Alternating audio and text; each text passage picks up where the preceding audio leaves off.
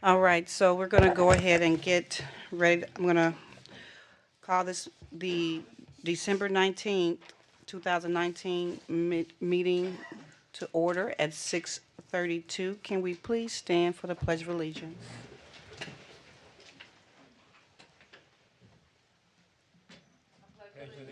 To the flag of the United States of America and to the republic for which it stands, one nation, under God, indivisible, with liberty and justice for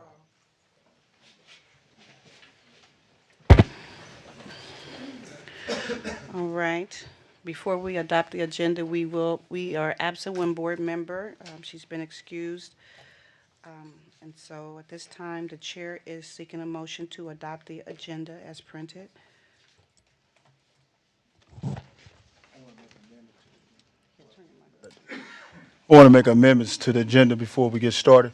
And also, before we get even started, as we all know, we have lost some teachers along the way this past week. So I want to also take a moment of silence for them and also for the students that we have lost during this year before we amend the agenda, President Briggs. Can we please just take a moment of silence for our teachers and our students? Thank you. Can you please cite your amendment to the agenda, Vice President Reagan? I want to make an amendment to the agenda. I want to notice we didn't have discipline and also talk about the APR scores.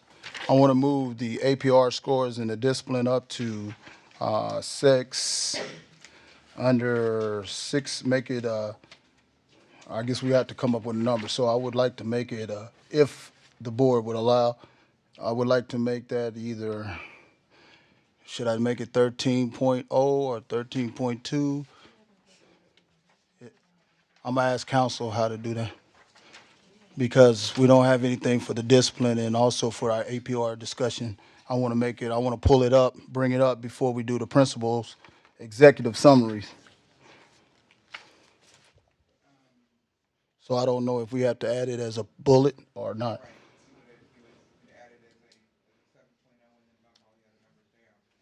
Okay. So where we have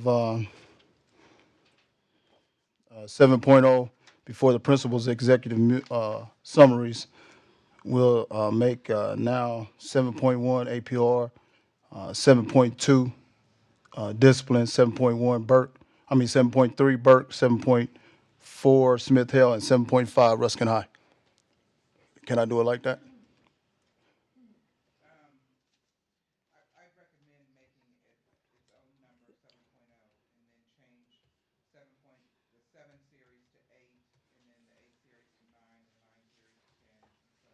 Okay, so we'll strike out principal's executive summaries for 7.0. Right there, we'll put discussion of the APR scores, make it 7.0. Make discipline 7.1. Bring the principal executives, make it executive summaries, make it now 8.0, Okay, and so on. and so on. That's my motion. There's a motion to amend the agenda to add a short discussion about the district APR scores as item 7.0 and bump everything down. The chair is seeking a second. Yeah, under And this, 7.0. I second it. In discussion. Vice President, Mrs. Payne, can you,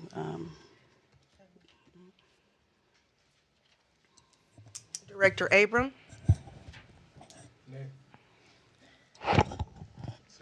Nay. Director Watry, Nay.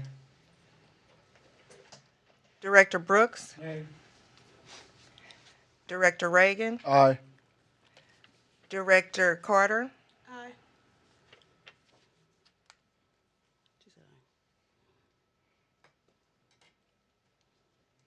Chair President votes, Briggs. Chair votes aye. Motion does not carry to amend the agenda. At this time, we're moving on to applause. We still good Yeah. to approve. So at this time, we're seeking a motion to approve the agenda as printed.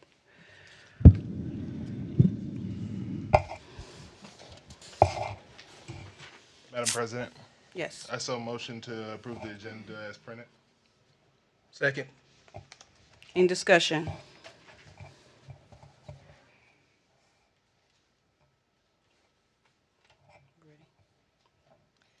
Director Abram, Aye. Director Watry, Aye. Director Carter, Vice President Reagan, No. Director Brooks, Aye. President Briggs. Aye, motion carries 5-1. All right, at this time, we're moving on to audience comments. Do we have any more? One, two.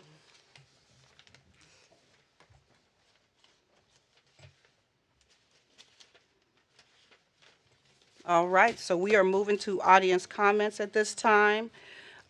We have quite a few audience comments, so we want to make sure that everyone's voice is heard, because everyone's voice is important, but if we can try to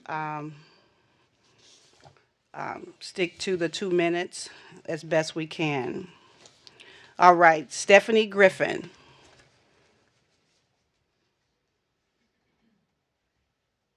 Okay. Is that Stephanie Griffin? Yeah, Griffith. Stephanie Griffith. I would like to ask if I could go first for the group that is What's your name? presenting. Dareth Smith. Sure. Everything might be a little more understandable once I present. And Ms. Smith to give us the name.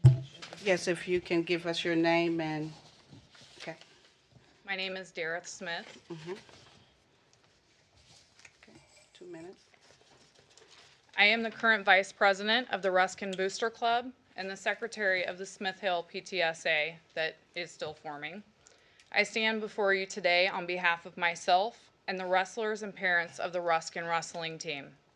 With me, I have former and current Ruskin High School coaches, students, and guardians. The wrestling team could not attend due to a meet taking place this evening.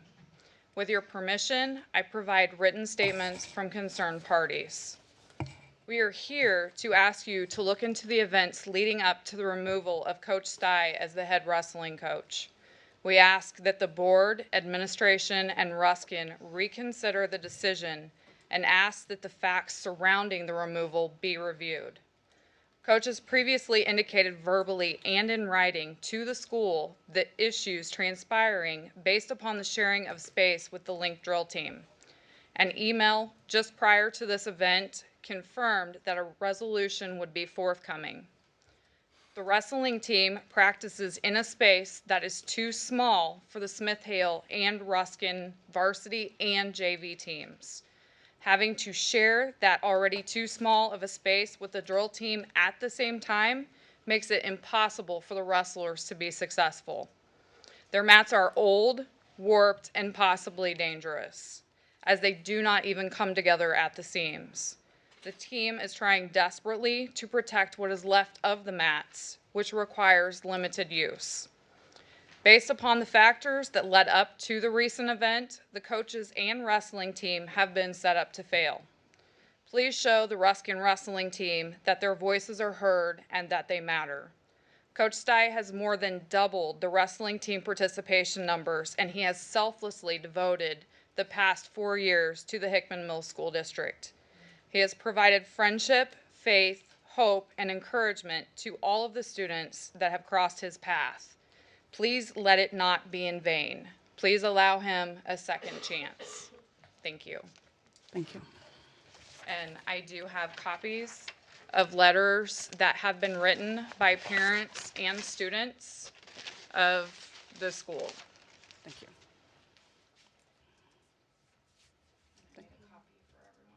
Thank you so much. At this time, Jeremy? Jeremy Howe? Yeah. Jeremy Howell, I am not privy to a lot of the information going on around these surroundings. I just know that if Coach Style would be here for me if I was in the same situation. So I ask compassion as you look at the evidence, and that you consider that no matter the amount of training that we have, the amount of upbringing that we have, we never know how we're going to react in a situation until we're in that situation. And so we hope that everything that we have built into us would come out across as positive, but sometimes that isn't the case, and we need compassion to learn and grow from those situations. And so I just ask that you consider that.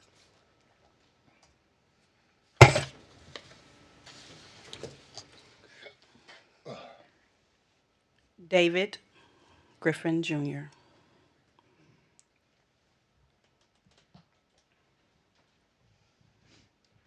Good evening. My name is David Griffin. I'm an assistant coach of Coach Stapelkowski. I can say firsthand the impact he's had on the wrestling program, and not only on the program, but the students that are involved in the program. He purposely goes out and talks to these students. He is concerned with these students outside of wrestling. He spends his time picking up students to go to practice, to go to meets. He spends his extra time, his extra money to make sure they have food at these meets. His dedication to this program is preceded by the numbers that you see that continue to grow, to see the productivity in the program. We now have mats and can host home meets because of Coach Stapelkowski, because of his dedication to make sure that this program grows.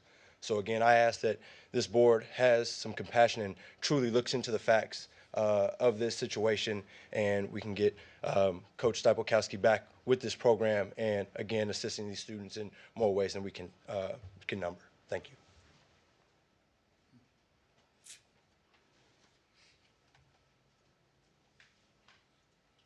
Davidian Hill.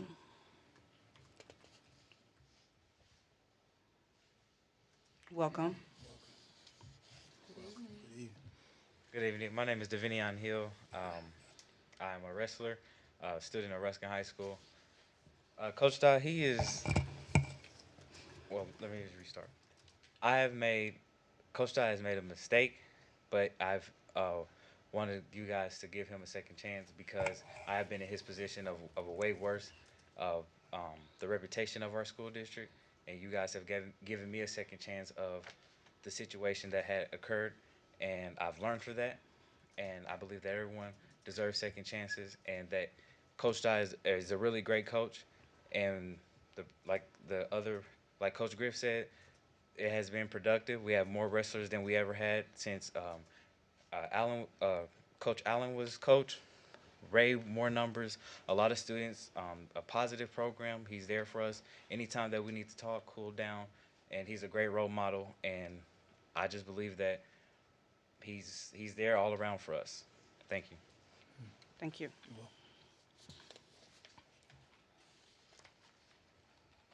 Weber. Yeah, welcome, yes. Welcome. Hi, I'm Leola Weber. My son is on the wrestling team. His name is Kendall Weber. It's his first time doing wrestling. Coach Starr and Coach Griffin, he loves it. He feels like he's at home. His confidence went from a 1 to a 10 since he's been wrestling, and he was hurt by everything going on right now. So he and I would like you to give him a second chance because everyone deserves it. So hope the outcome, can be great. Thanks. Thank you. Miguel. Welcome. Good evening. Good Good evening. evening. I just wanted to read my letter that I was going to give to you guys and show it as an example of all these people that really care about him. Hi, my name is Miguel, and I hope to make this letter special, not just for me asking you to let my mentor have his prized position, but for me to thank him for all that he's done. I've known Coach Dye for a little over 2 years now, and in that time, I'm sure he's seen a lot of change in me, whether that be physical or mental. When I started playing football this year, I was over 300 pounds. I've always been a big kid. And when Coach Dye came in, not as a stern adult to judge my lifestyle, but to offer a way out of my habits of under-exercising and overeating, I'm happy to say that I'm down to 268, and I've never felt so confident in myself. But never in my life, besides my mom, have I met a real role model that has supported me through thick and thin. When I win a match that I've trained so hard for, who's there? Coach Dye. And who's there to pick me up when I fall down? You guessed it right, Coach Dye.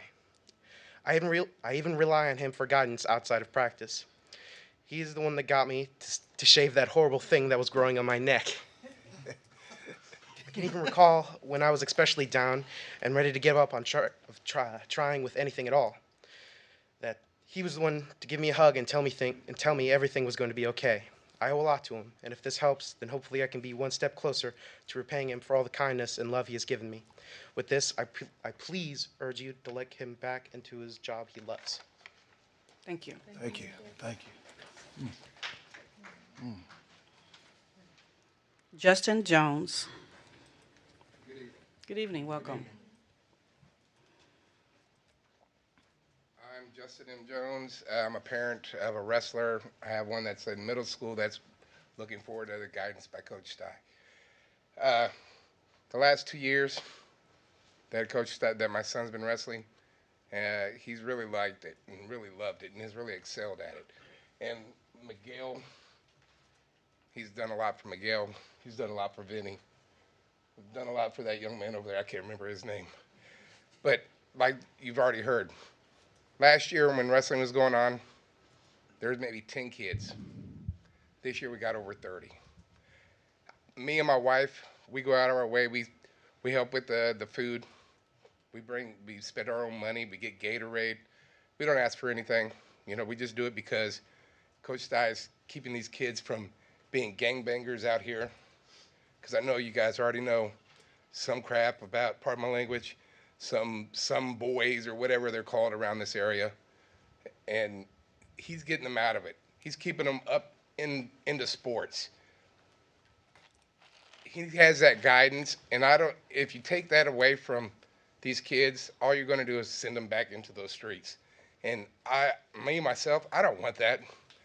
You know, I'm sorry I'm fuddling my words, but he's a good guy. I don't know what all took place exactly. All I know is when I got the text from Coach Dye saying that he's no longer the coach, it really upset me. I called my son immediately. He told me that, yeah, they took his job position away, and he was upset. And my younger son, who's looking for Coach Dye to be his coach next year, was upset. It upset my wife. And when I talked to these wrestlers, they were upset. All I ask is that you give him a chance, look into whatever it was, because people do need a second chance, but also there are things that could have been done besides just taking his job away, or suspensions for a certain amount of time. I think he's been gone for 3 weeks now? 2 weeks? That's a long enough suspension. He should be able to come back. Thank you. Thank you so much. All right. Stephanie?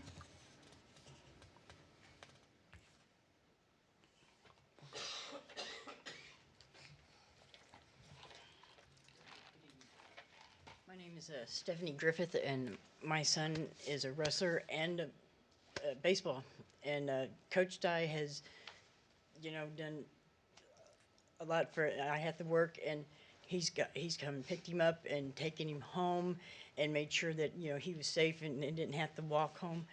The man is an asset to you all. I mean, really, he is. With your children, with our children, and with the community. Yeah, I would really like to see him come back and coach, for the wrestling and baseball. I mean, he's done a lot. I mean, I remember a time I went to a tournament for baseball, and so I went and had to stand outside the gate. He paid my way in, So you're losing a good guy if you guys don't bring him back. Thank you. All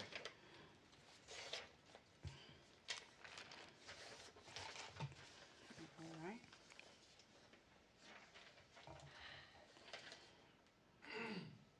Shakira Washington.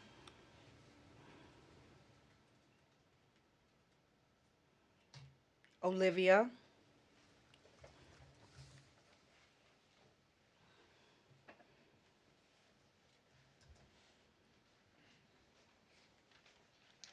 Good evening, board members. Good Good evening. evening. I want to address December 3rd, Ingalls Elementary, when a little girl brought a pellet gun in her backpack, and she threatened to shoot my grandson and the teacher. And they sent a letter home, but they didn't send it home till Friday. There was no phone call to the mother or to the grandparent.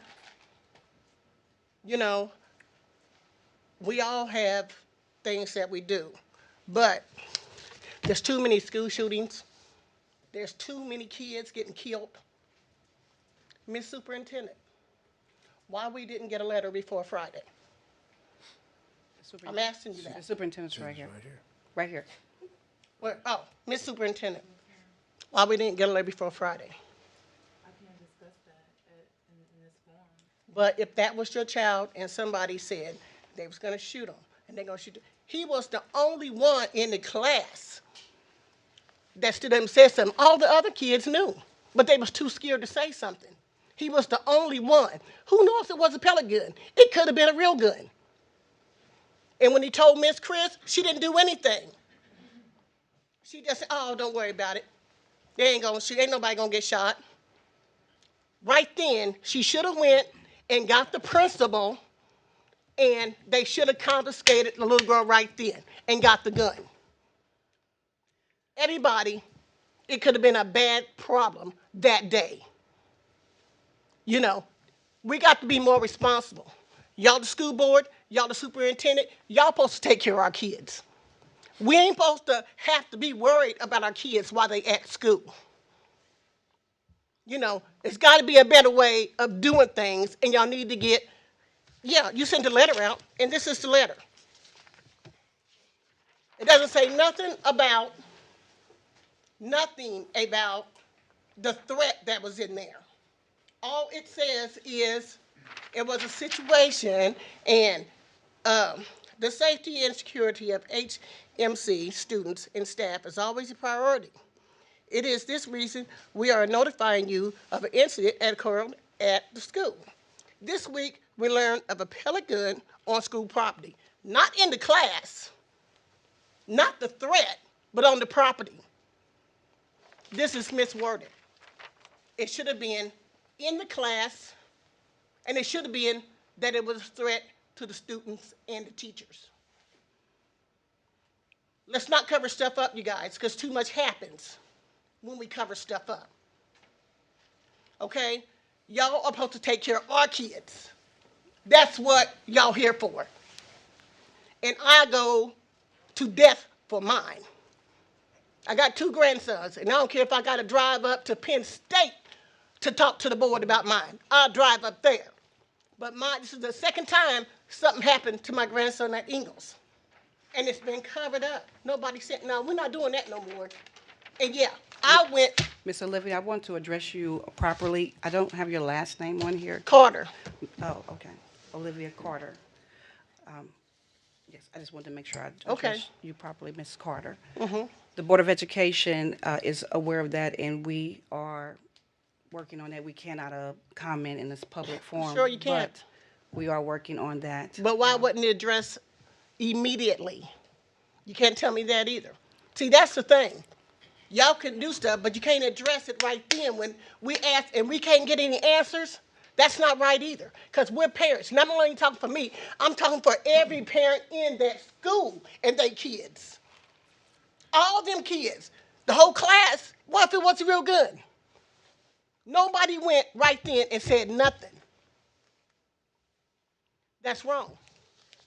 And it needs to be a better way. And y'all have to start doing it a better way for our kids. Y'all supposed to be taking care of our kids while they're in school. So, as a school board, as the superintendent, please take care of our kids, because that's what we want. Thank you.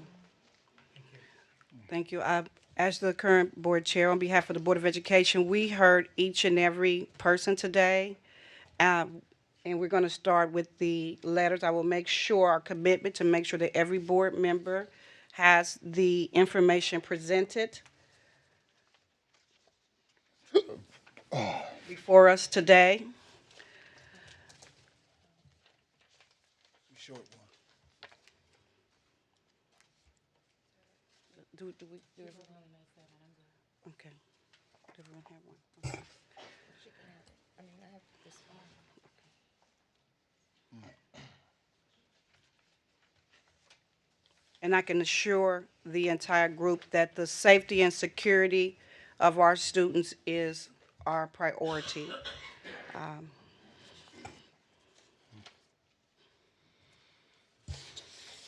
And at this time, if there's no further audience comments, we will be moving on to applause. Madam President? Yes, sir. Before we move forward, all parents, everyone who came here to address whether it's a negative or positive aspect of our district, I appreciate you speaking up. I appreciate you speaking up and feeling, making sure that your voices are heard. And I do want to say, as a board member, and I technically can't speak for the rest of the board, I appreciate these letters. I appreciate Ms. Carter coming up and speaking. I appreciate you coming here and addressing this. You are the community that we serve.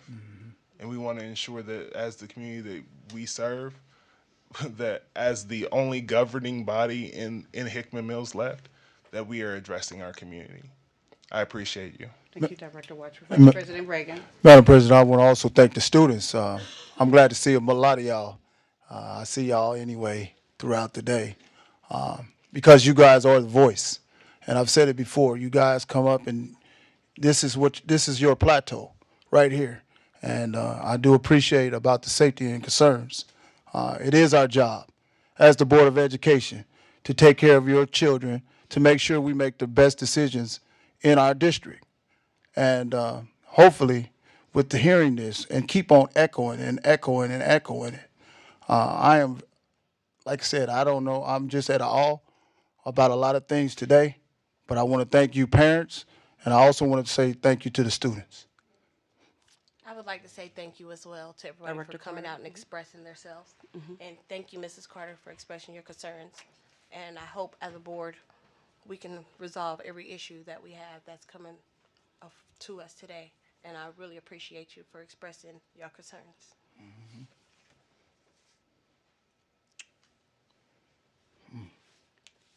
Our next step is that we will take a deeper look in this. So thank you so much again for coming today and advocating for what you believe that is right for your students and the staff and faculty in our district. Thank you so much. Thank you. Okay, applause. Warford.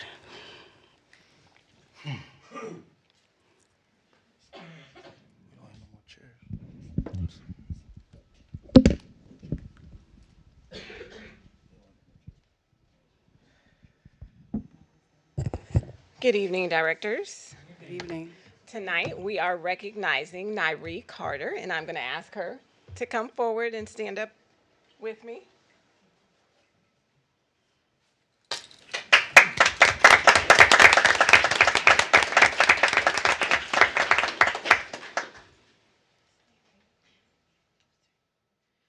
Okay, Nyree is a fifth grade student at Warford Elementary. Teachers describe her as friendly, confident, and enjoys researching different topics. At Warford's recent science fair, Nyree presented a science experiment called the digestive system. As a scientist, she was able to solve the problem of where does your food go after you digest it.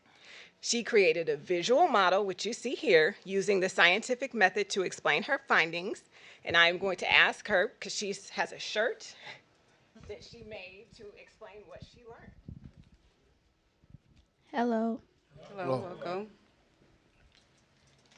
my name is Nairi Carter, and the things I learned from the digestive system is the rectum, the esophagus,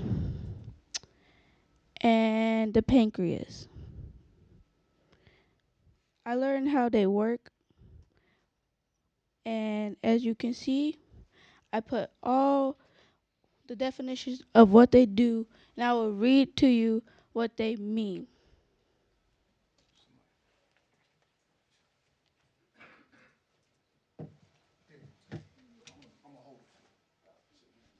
Thank you. So how you want me to stand? You tell me where to stand. You can stand anywhere. So that everybody can see what you're talking about. Okay, let's start with the esophagus. The esophagus is a long, thin, and muscular tube that connects to the throat and the stomach. The esophagus is right here. And next, I'm going to go to the pancreas because that is closest to the stomach. The pancreas releases juices directly into the bloodstream and goes into the small intestine where it continues breaking down food that has been left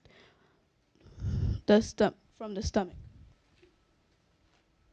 And last but not least, I learned about the rectum, which it acts as a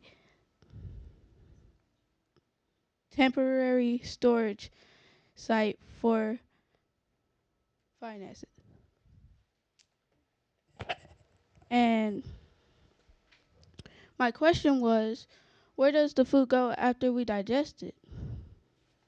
Well, I went on the internet to search up where it goes, and I learned about the digestive system a lot.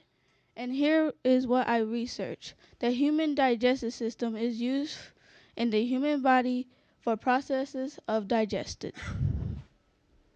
Do anyone else know where it comes from?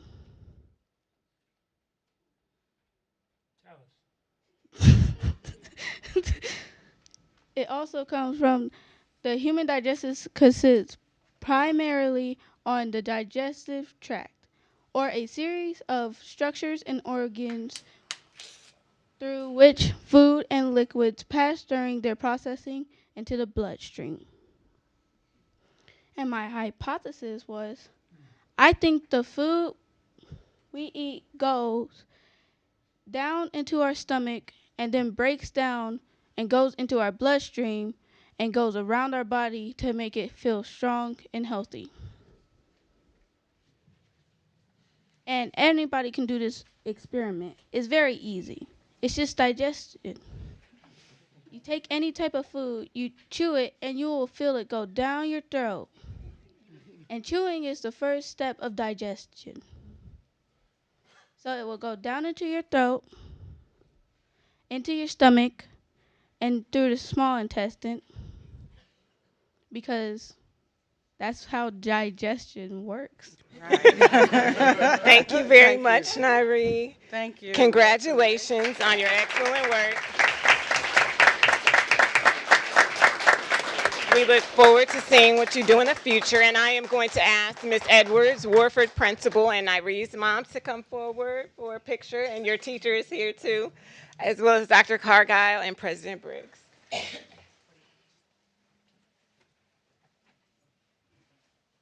going to practice your philosophy. You have an intestines on your shirt.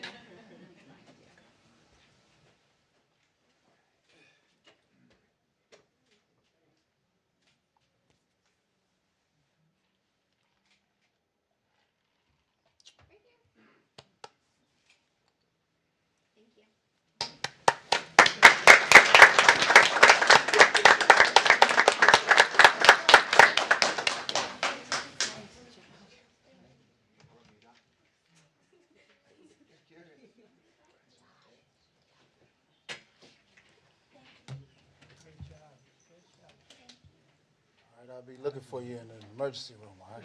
All right. Good job.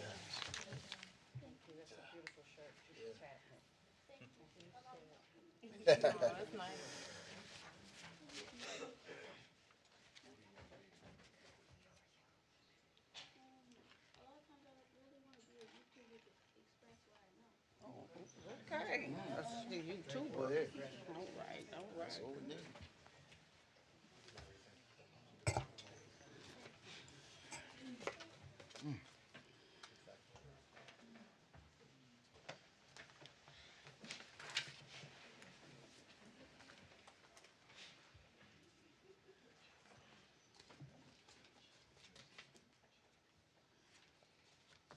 right. We are moving right along to Board of Education. Have you had the opportunity to review the November 14th, 2019 regular session minutes? Madam President, I move for approval of the minutes of November 14, 2019 regular session minutes. I second. Discussion.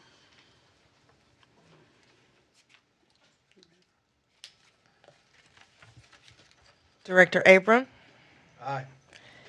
Director Watry, Aye. Director Carter, Vice President Reagan, Aye. Director Brooks, Aye. President Briggs. Aye. Motion carries 6-0. All right. Before we get too deep in the agenda, I do want to let the group know that I will be stepping out a little early today. It's already been prearranged. I just want to make sure that I being respectful of the audience, whoever time that is. All right, Burke Academy. Dr. Corgow. Hi, how's it going? I'm Cynthia Corn, and I am the very proud principal of Burke Academy. And I am excited to bring to you our executive summary because we have got some amazing things going on over at the alternative school. As you look at your report, welcome to the world of alternative ed that is constantly changing. So I will update you. So if you have a pen, you can go ahead and update your reports. As of our enrollment for Burke Academy, we have 119 so far total. We have more starting in January, as I did see a few of the referrals coming from Dr. Williams today. Our attendance at above 90% is 40.91%. We are currently working with students right now to come up with some incentives for them to come to school and working on those attendance incentives also with our student council. Our attendance works team has also been working with some attendance success plans for our students, for our target students, but we have decided to roll this out for all of our students as part of their goals to be able to transition back into their school of origins. I wanted to make sure that we provided a breakdown of the grade levels that we have at our buildings. So as you look there, the 1st through 5th grade, currently at Burke Academy will be up to 7. And over at Crittenton, we do not have any students in the 1st through 5th grade because the pre-adolescents do not attend school at the residential facility. In our 6th to 8th grade at Burke Academy, we have 25 students, and at Crittenton, we have 12.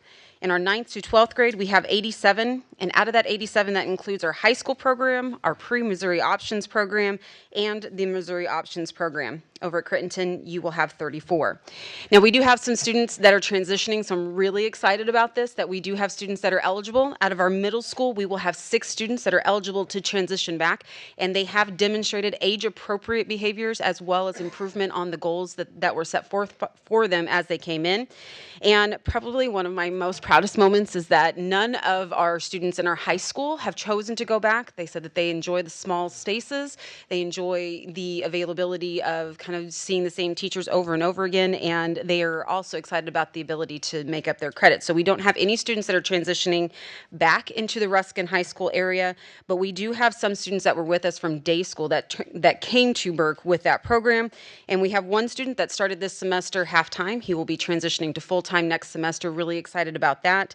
And also we have one more day school student that has become eligible for half-time, so he will start with a couple of classes over at Ruskin this semester with a transition to full-time in the fall. Now, let's go ahead and talk about Missouri Options, because not only did we meet our goal, we have smashed it. And as of today, in talking with the Missouri Options teachers, we have 17 students, 17 that have completed their high set. They are graduates, mid-year graduates. Yes, please applause.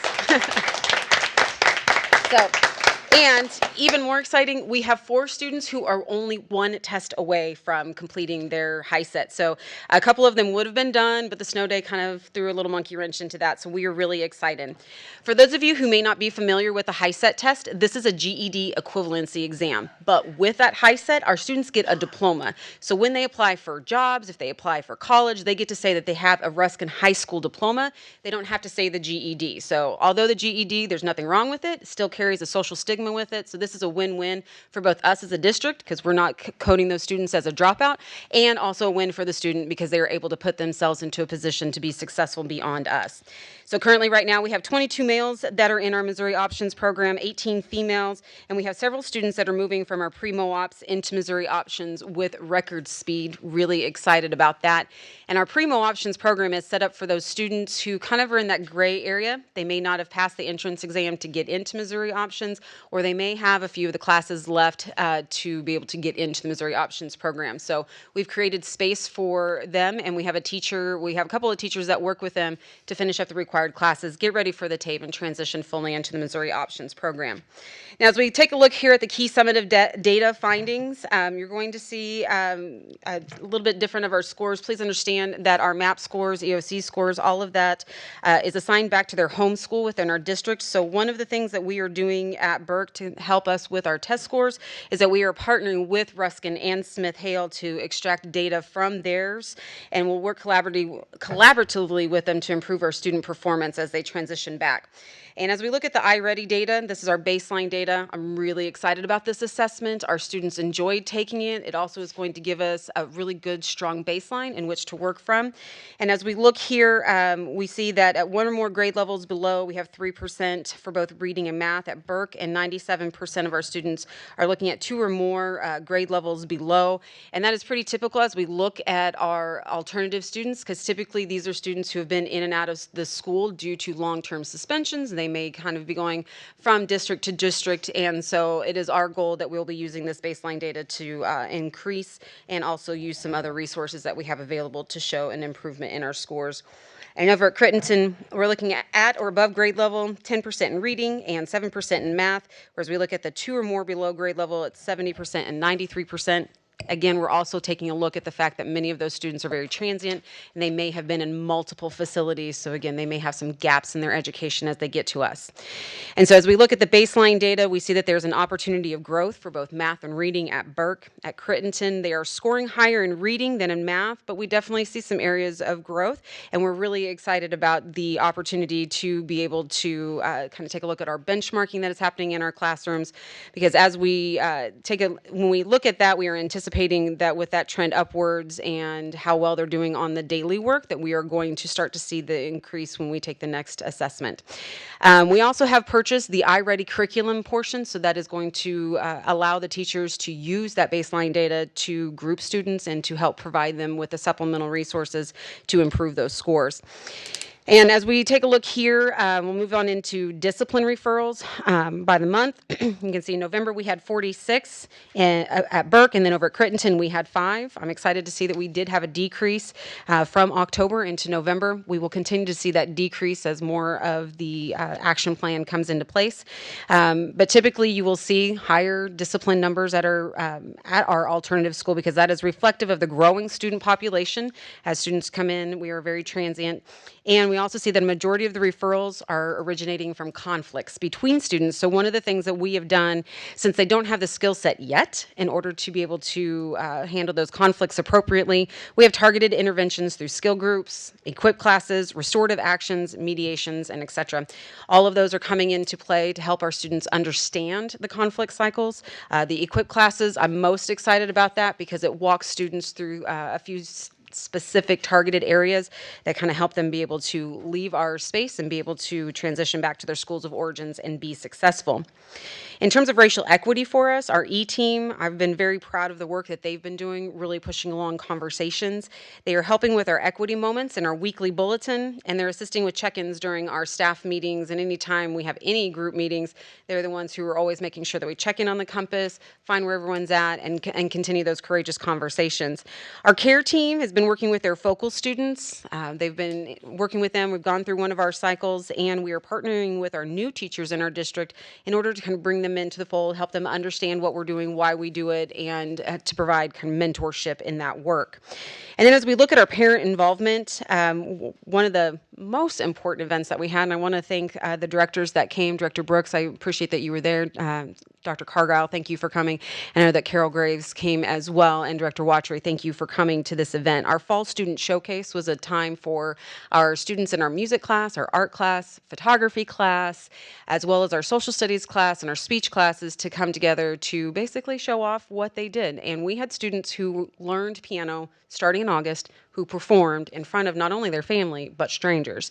And it was exciting to see that we even had kids that volunteered to stay after school. They got no rewards, no bonus points, nothing. They just stayed out of the goodness of their heart to get that set up. And they were so proud of themselves. So I appreciate everyone that was able to come out to support our students in that way. Now, as we take a look at the focus goals and objectives, our first goal is going to be to increase student achievement as evidenced by our iReady data and increase the percentage of students scoring at or above grade level.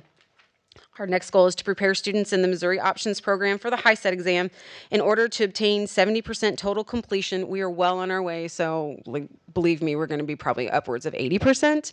And goal number 3, promote and maintain a safe, positive, student-centered environment by ensuring effective implementation of school-wide procedures, emphasis on teaming, increased parental involvement, and homeschool communications. We do everything at our school based on teamwork, meaning parents work with us, we work with parents, we keep them involved, and we anticipate that we will continue to see our discipline numbers go down as our school comes together. And our last goal there, goal number 4, is to implement social emotional skill groups, equip classes, and establish a solid foundation of restorative practices through the use of community circles, morning meetings, and student mentor groups. So as we take a look at our goals, we have a lot that's going on, but I'm really proud of our staff for how quickly they've come together to roll out this brand new program. And so as we take a look here at our PD and instructional priorities, first and foremost is climate and culture. And we want to cultivate a positive, safe, and respectful climate and culture in the school by working together to create procedures, protocols, and structures for the alternative setting. And what I'm most proud about is how much our students are offering their voice and how we want to do this, as they are wanting to leave their legacy, because they are our founding group of students.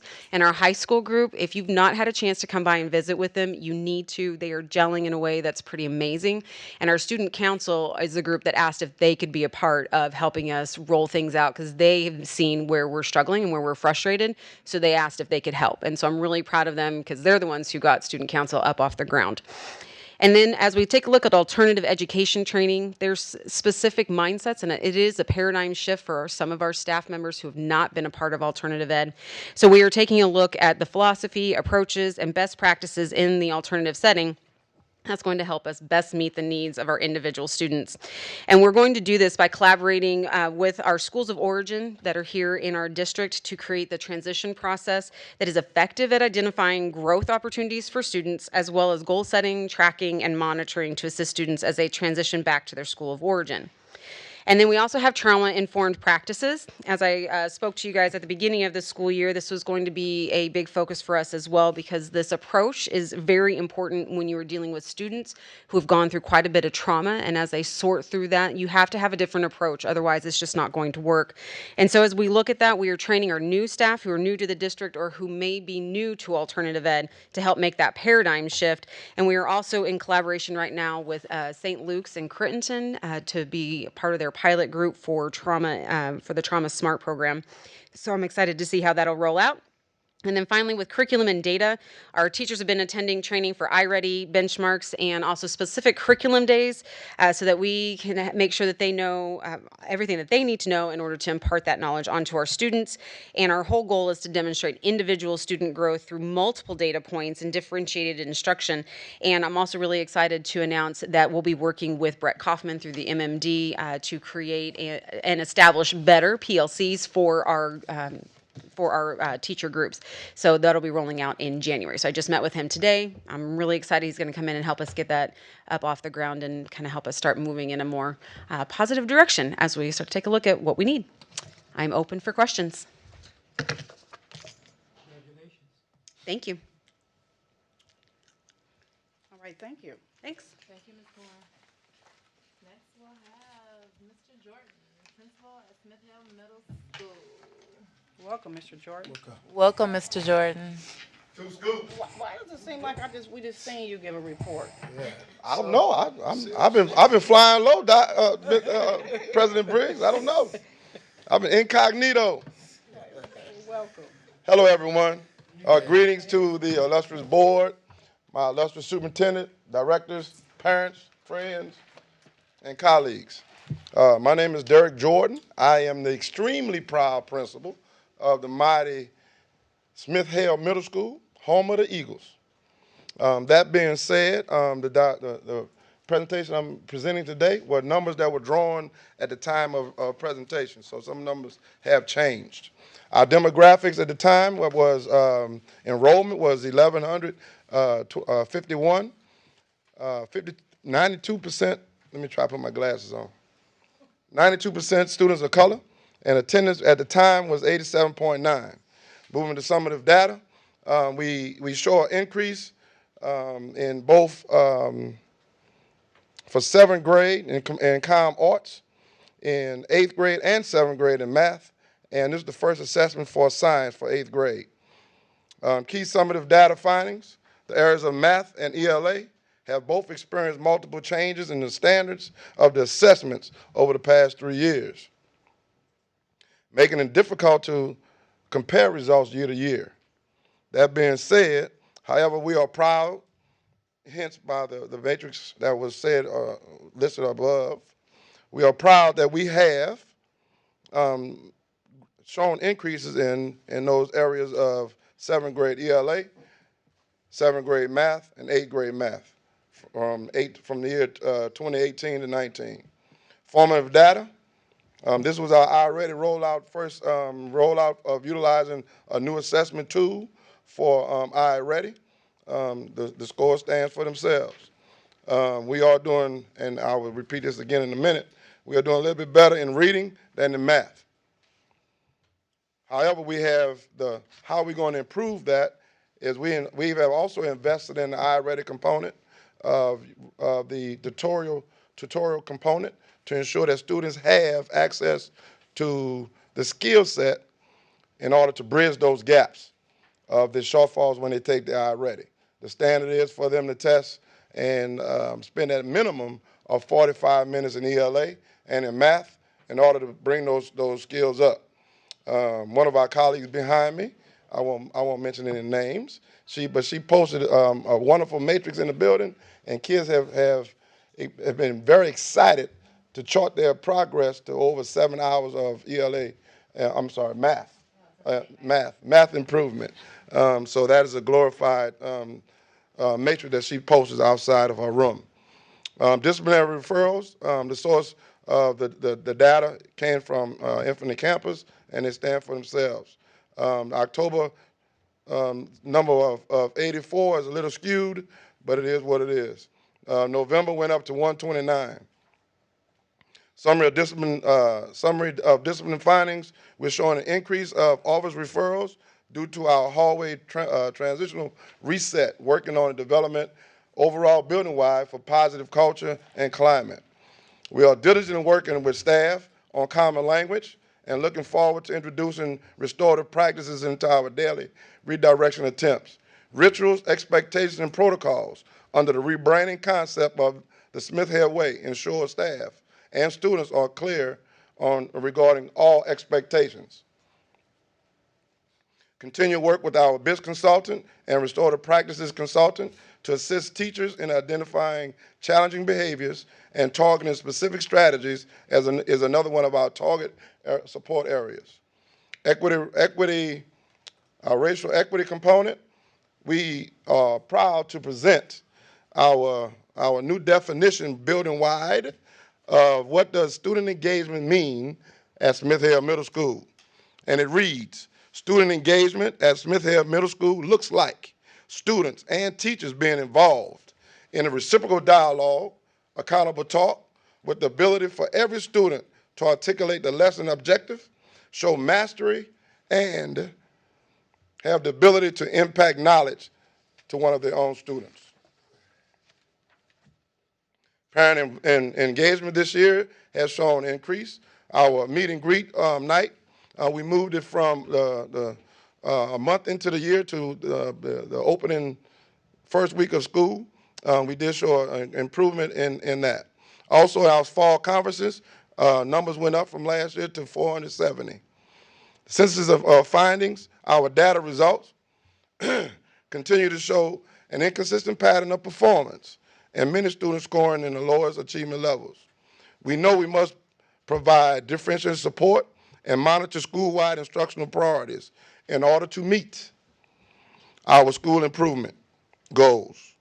Effective use of BIS, CCR strategies combined with our racial equity work and opportunities for students to be recognized like our Mighty Two School Club and our positive behavior paragrams, all are important components of our school transformation plan.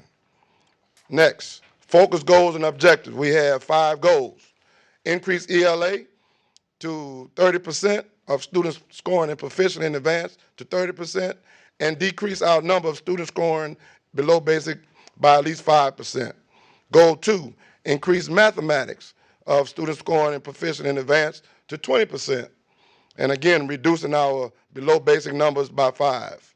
Goal 3, increase science by increasing our number of 8th grade students scoring proficient in math to 20, and decrease the number of students scoring below basic by at least 5.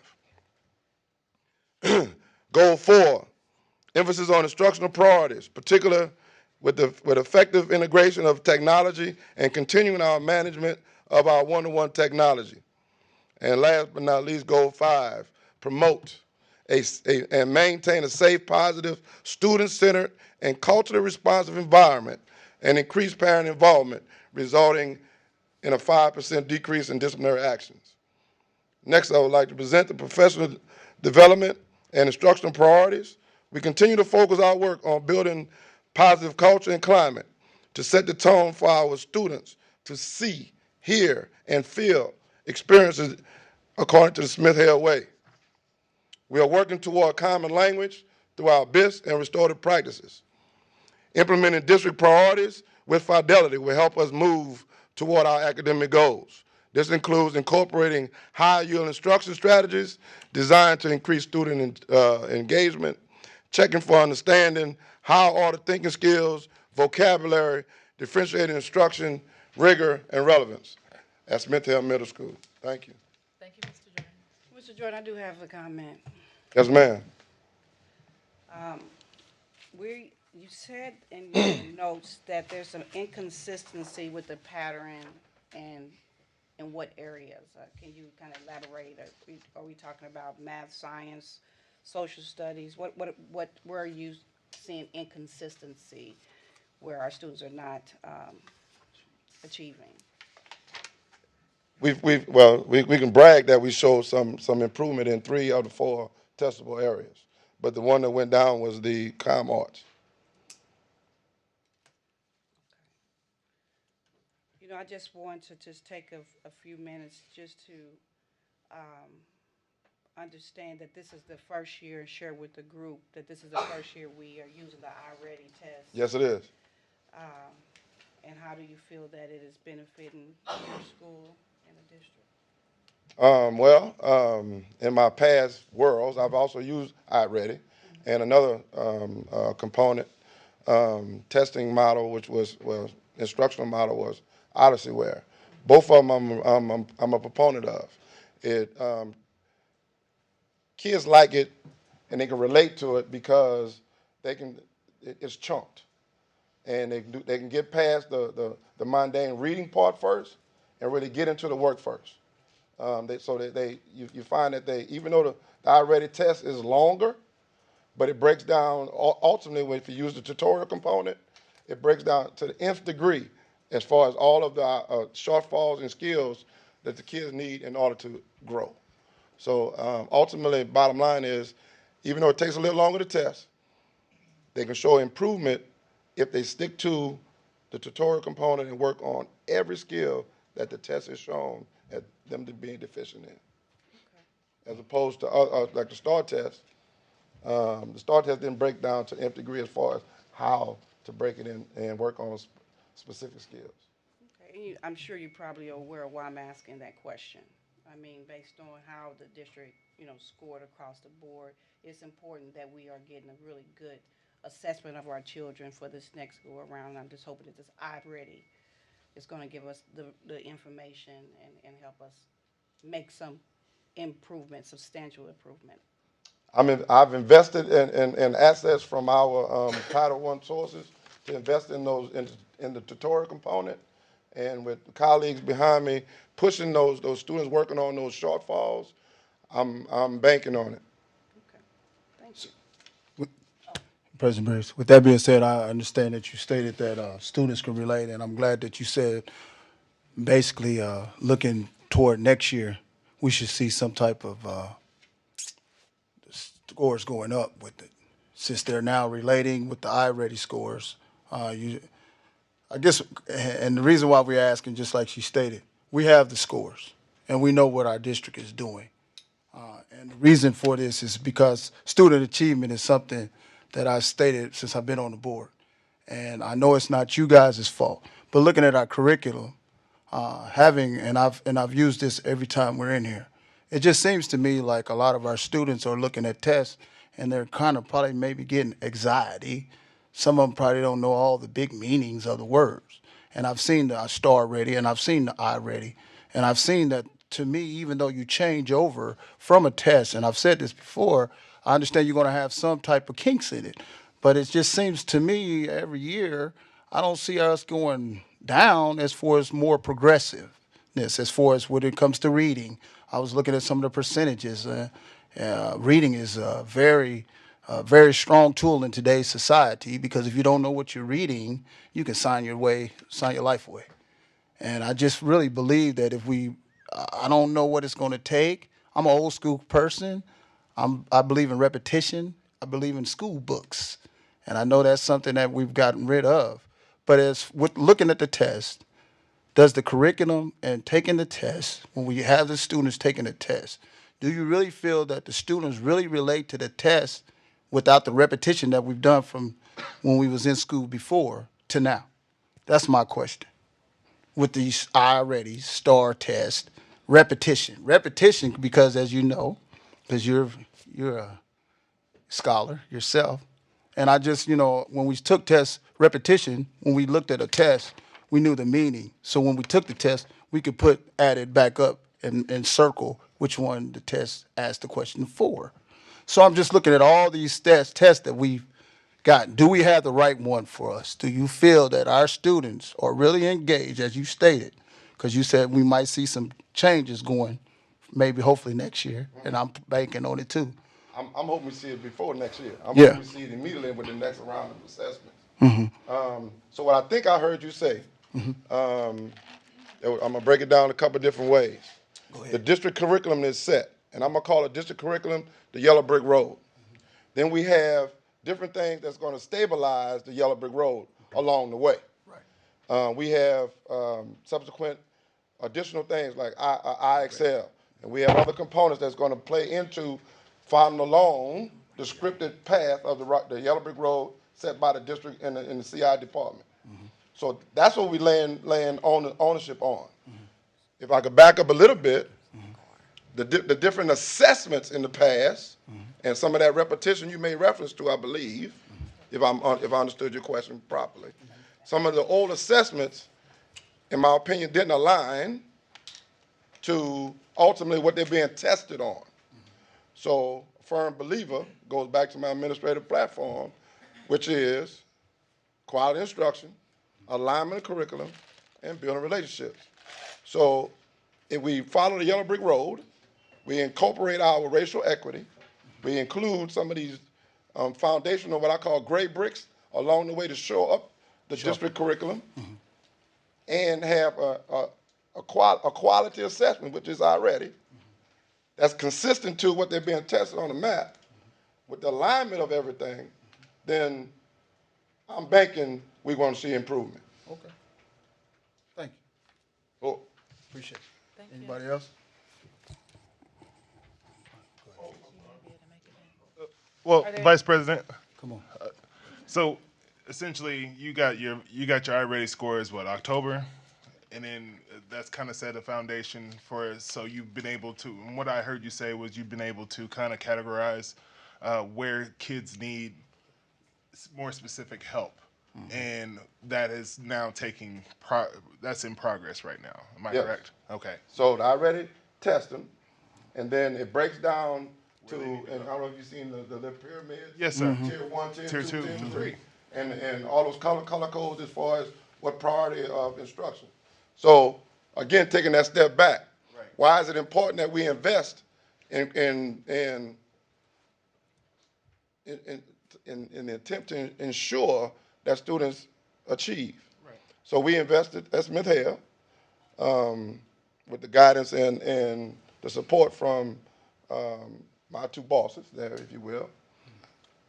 Invested in the tutorial component to make sure that all the red component of the tier 3 components, Yes, sir. kids are going to get on that iPad and they can actually look at verbatim what part of long division they need to work on specifically. Supporting what Vice President Reagan said, some of that repetition thing, they get into the tutorial component, and guess what?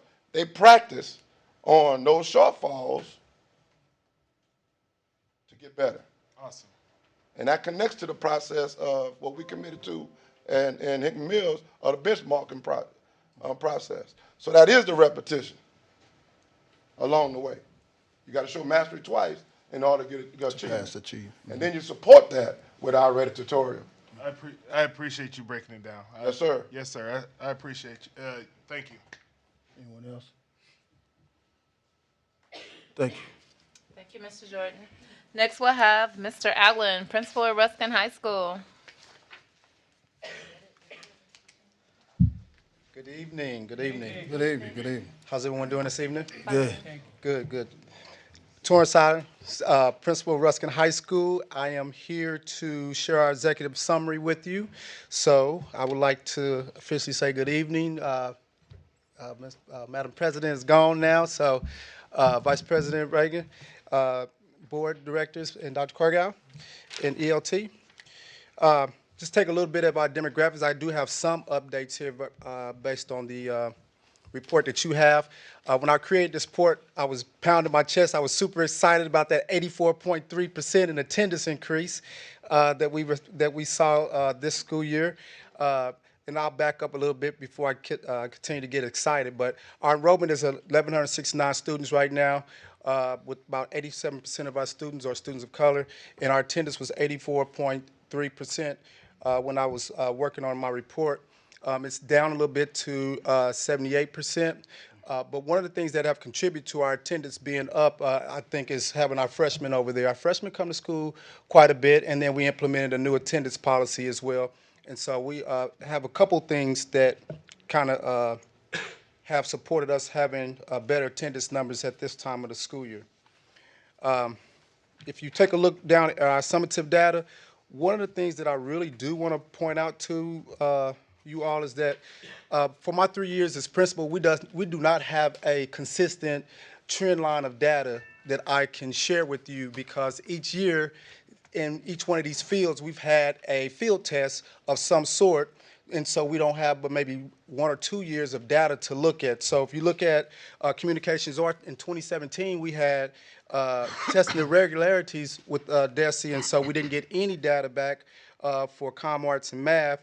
And then also in 2017, we did really well in math, but then the test changed 18 and 19, and so our numbers shifted a little bit. And then 19, down in science, you see that we had a different test in science. And then in social studies for 2019, it's another field test, and so we don't have any data there. So again, we don't have any trend line data, but I do want to highlight that when we had 2 years to kind of work, we saw some positive gains in our numbers. And so ELA was 44.5% in 2019. And if you take a look down at social studies for 2018, we had a 2-year trend of 44 and 46%. And so I'm hoping that after this year, we'll have some consistent data that we can look at so that we can continue to put some strong processes in place to enhance our EOC numbers. If you take a look over at our other summative data, which identifies our ACT and graduation data, 2017, we tested 261 students. 2018, we tested 273. In 2019, we tested 218. So our numbers went down a little bit, but that's due to the fact that a couple years ago, the state was requiring that all juniors to take the test and paying for it, and then they went away from that. And so students that start taking the test now or taking the test are based on those that are looking to go to college and want to make sure they have that score. So not every single senior is taking the test or taking it in their junior year. They're taking a lot in their junior year and their senior year as we move forward. And so this year, what I've done to try to increase our composite scores, I've offered an ACT course where we have a pilot course of 20 students that are intensely working with a group called Tomorrow's Promise Today, and they're working really hard Mondays and Tuesdays to increase their ACT scores. And so part of the students that are making up that group are students that receive the KC scholarship. So we have over 30 students that received $50,000 scholarship. And so we wanted to make sure that most of those students that receive those scholarships will be able to have great ACT scores when they go ahead and access those after graduation. And then we also had a student that signed with University of Minnesota yesterday, and so he was a part of that. We want to make sure that he has a qualifying score so that he can receive his scholarship. So they took the test in October with some seeing some gains, and then took the test again in December on the 14th, and so we're waiting on those final numbers to come back to kind of gauge where our students are at. So we're super excited about that course, and we're hoping that our numbers will come back very positive for us so we can continue to add more students to the course. For graduation, if you look at 2019, our graduation number is at 89.7. This is a 15% gain in the last 5 years that I've been at Ruskin High School, so we're super excited that we're moving in the right direction in terms of graduating our students. And our Principal Corn just gave a testament that we have 17 students that just graduated in December, and we're going to have another 4 more that's probably going to be graduating by the end of January. So it's we're doing a lot of things that we can to help our students graduate with a solid education moving forward. And if you take a look at our discipline at the next category, right now we have 709 referrals. And when you think about that, we've added 700 new students to our building. And so for our data to still be pretty low, it may seem a little high at this point, but it's really actually pretty low when you have 1,200 kids in there. And looking at that, one of the things that I do want to highlight about the discipline is that of those 709 referrals, 396 of those referrals are tardies, because we have a tardy policy in place that we're working to make sure our students understand that we want them in class on time, ready to learn. And so it's taking some time to get the 700 kids acclimated to the building, but they're doing a great job in terms of meeting our expectations. So when you look at our referrals, we don't have a lot of behavior problems. We're just working on getting to class on time. We also implemented our Set the Tone for Success, which communicates our Golden Eagle Way, which includes our standards of operating procedures. So you'll hear us talk about SOPs, our PBIS component is a part of that, and then we have our 5 non-negotiables. We've also been able to implement our mediation and restorative circles and restorative conferences. We do those on a daily basis. We try to capture them in writing, but a lot of times it's just conversations with students to make sure they understand the importance of problem solving through conversation rather than through action. And so all these practices have made for a positive learning environment at Ruskin High School. So thank you for listening to that piece of it. Our care teams are doing a great job. We've implemented those very well with our Leadership 2020 and STUCO. these are additional components that also support Ruskin. And believe it or not, as a principal, I was pretty excited to see the number of students that showed up tonight and their ability to articulate how they feel, because we always talk about student voice. And in my principal's advisory meetings, that is something that we want them to have. We want to be able to create an opportunity for them to have a platform to express their voice, because they do need to understand that we do listen to them. So whenever we have an opportunity to bring our students together, we listen to them, and then we try to implement things that that are relevant and valuable to the success of our building.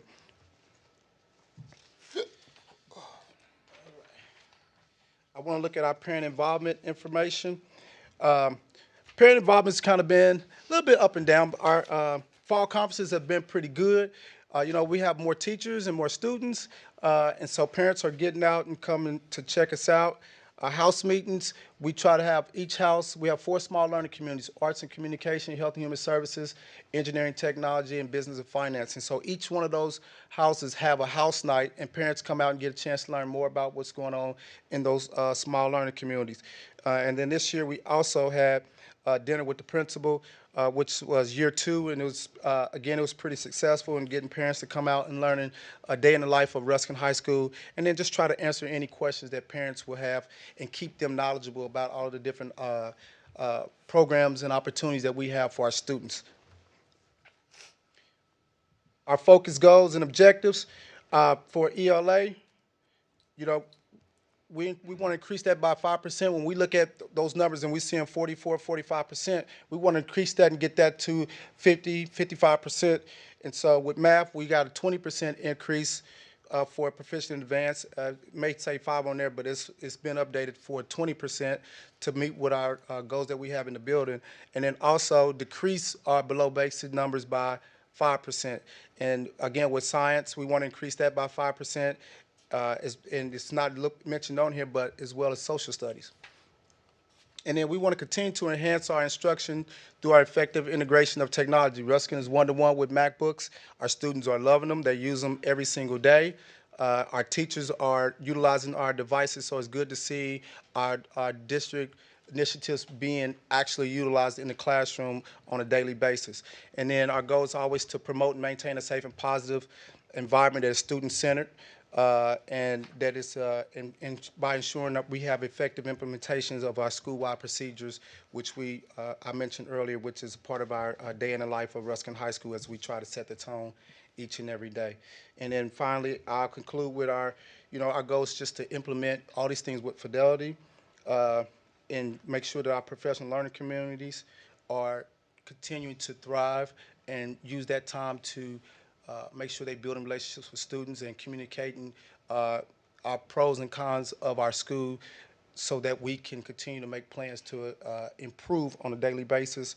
And then also the continuation of our social and emotional behavior and support of our students through our restorative practices and our PBIS. And so with that, are there any questions? Colleagues, any questions? Thanks a lot. Thank you. Thank you, Appreciate Mr. you. Allen. Okay, moving along, 8.0. Executive updates. All right. The next item 8.1, real world learning updates.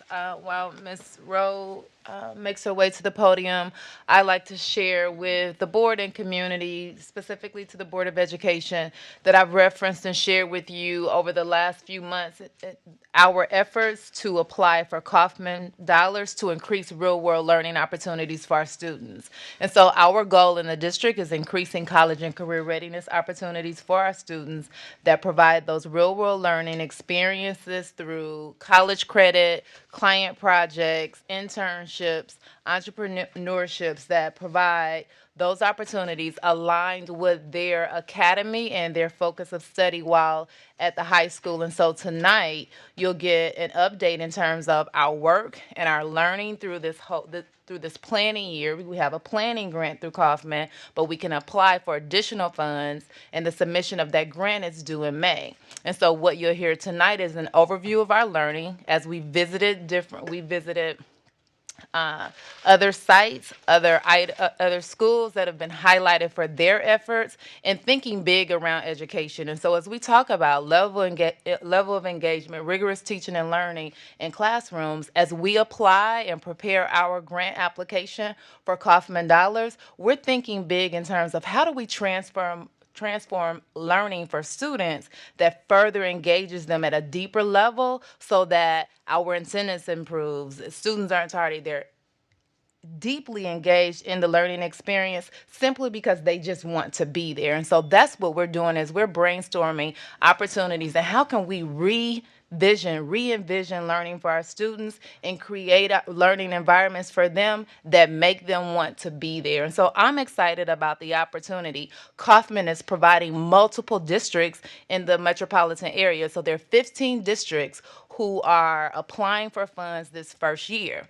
Hickman Mills, through a partnership and collaboration with Center School District as well as Grandview, we're thinking big in terms of collaboration. How can we pull our resources together to create a multitude of learning experiences for students? So our students won't just have these experiences in buildings here at Ruskin. They then will have an opportunity, if these dollars are granted, to travel to other districts based on their focus of learning. And so what you'll hear tonight from Ms. Rowe and Mr. Allen are those updates and where we are in terms of the visioning process and our learning thus far. We wanted to make sure that the board was aware that we're applying for this grant and what this grant would mean for students if we're awarded the grant. And so that's what you'll hear tonight from our two presenters. Thank you. Oh, we don't need to do the presentation anymore. You did such a good job. So Mr. Allen and I are going to tag team, and Dr. Cargill, of course, will jump in. Education is all about acronyms, so we wanted to unpack a couple of them for you real quick. So RWL, you'll see all across Kaufman has coined as this real world learning, which is really college and career readiness. How are we preparing kids for post-secondary opportunities? And then MBAs, as defined by Kaufman, is one of those four things that you see listed there under the arrows. So essentially, Kaufman's goal is that 100% of graduates in the Kansas City metro area will graduate with one or more MBAs. A graduate with an MBA could have an internship. They might have an industry recognized credential, 9 or more hours of dual credit, or they might have the opportunity to participate in a client project. So what we've been tasked with is first identifying what do our MBA numbers look like for last year's graduating class. We graduated about 300 students, and just shy of 50 of those earned one of these particular MBAs. Certainly internships and dual credit are our two highest categories, so we need to do some more exploration into what is client projects and what are the industry credentials look like. But again, the goal is that we find out how to scale that. So how do we get more students graduating with the MBAs? So Dr. Cargill alluded to, we were awarded a $58,000 initial pilot grant here a couple of months ago, and our pilot application was submitted with Grandview and Center, and the purpose of the pilot grant is to launch a design academy. So we realize we have a gap at Ruskin for opportunities for students who are interested in the arts. Huge numbers of kids who are in the Arts and Communication House and not a lot of capstone experiences for them. So design, graphic design, marketing, video gaming, all of those things fall under that category. So we're developing a pathway that will start this fall. We'll send a cohort group of about 15 students. Grandview and Center will do the same. We'll have a collaborative teacher, and students will earn dual credit and work on a client project. What Kaufman wants to see is they want to see the results of what this year's planning has been for that. We'll have to share that as part of our strategic pitch that Dr. Cargill alluded to. The three of us had the opportunity to go on one of Kaufman's Getting Smart visits in November, and we went to Seattle, and the 4 schools that we went to are listed there. We saw some pie in the sky, like we saw some, that's like way crazy. We're like, I don't know how we would ever get there. And then we saw some things like, oh yeah, we could definitely do that. So I'm going to let Mr. Allen talk about some of our key takeaways from those, and then we'll chime in as well. Okay, so we started our visit off at Mount Tahoma High School. And Mount Tahoma High School was kind of a mirror image of Ruskin High School. And so it was really easy for us to see or and compare ourselves to where we're at and what they're doing. And so I walked away feeling like Ruskin was really kind of ahead of the game a little bit, but they also had some great things that they were doing in terms of their industry recognized credentials. And so basically, one of the things that they were doing is that if you have a health class and you take, you can get CPR certified, or you can get AED certified, or you could get food handler's license. So you can get some different certifications right away. Something that you can, and so that was something I walked away thinking, you know what, we can do that really quickly at Ruskin High School. So we're looking at how we can emerge that into our curriculum now, so that our students can walk away with something in their hand at the end of the school year. And then how can we keep them getting those certificates updated upon graduation. And so we also, one of probably the coolest school that I thought we went to was Raceback Aviation School. So this school is sitting right on top of a museum, Boeing Museum. So they're sitting in their classrooms looking out at all of these beautiful jets and airplanes that are just in their retirement days. And so this curriculum is just geared toward them, math and engineering and science. And the students were doing pretty good. I mean, it was just a very pie in the sky kind of school, because for us, it may not necessarily work, but it was just incredible to see the rigor that the students were going through and the commitment that it takes to get into those schools. And so, you know, we talked about increasing our rigor in Ruskin High School. And then one of the other schools was located in the zoo. Was that Sammy? Yeah. Sammy was located in the zoo. And I mean, this is like right in the heart of the zoo, and they're doing projects. You know, they're doing projects that are related to the animals and some of the things that the animals may need.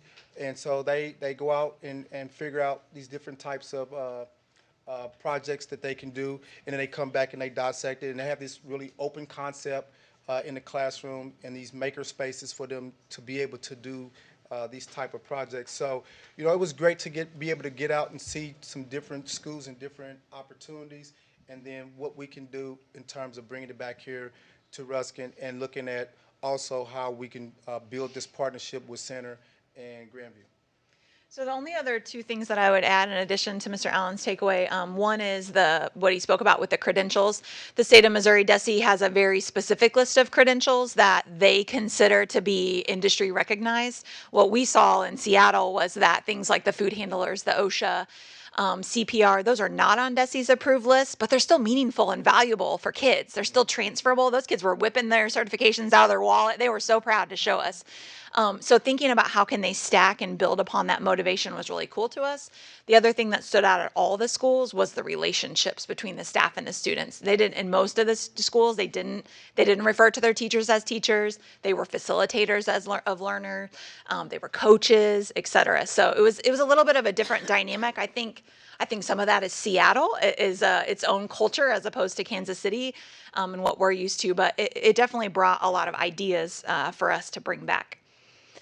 On your at your seats, we went ahead and provided you with some of what we've been our big thinking around this Kauffman grant, and courtesy of Marissa and her team.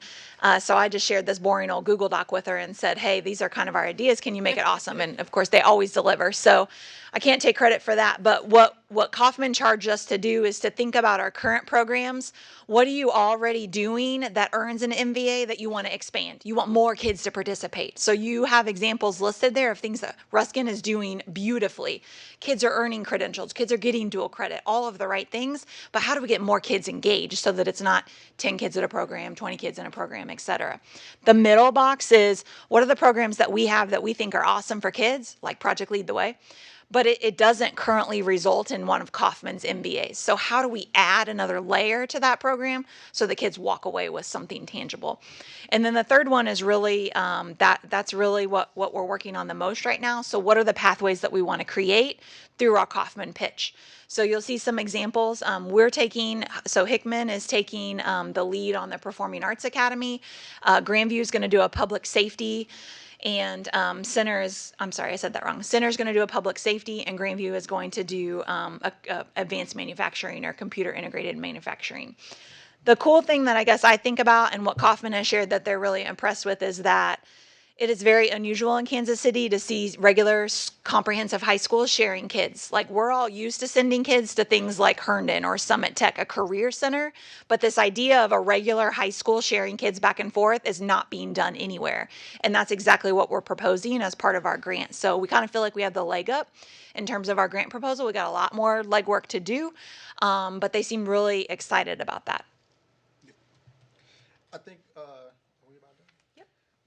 One of the things that I'll conclude with is that Kaufman came to visit our building, was it yesterday? Yeah, yesterday. Yesterday. Yes, They I'll came to blend it visit in. yesterday, and much like we took a group out, they took us out to see other schools, well, they came in to see our school. And I'm very happy to report that they were very, very pleased with what we have going on at Ruskin High School. And they really, I think one of the things that stood out the most is one of them made a comment that this school is far better than what they had heard about, because they got a chance to come in and see for themselves. And then all the things that we were able to present to them and show them in action and on paper what we do on a daily basis for our kids and what we offer them.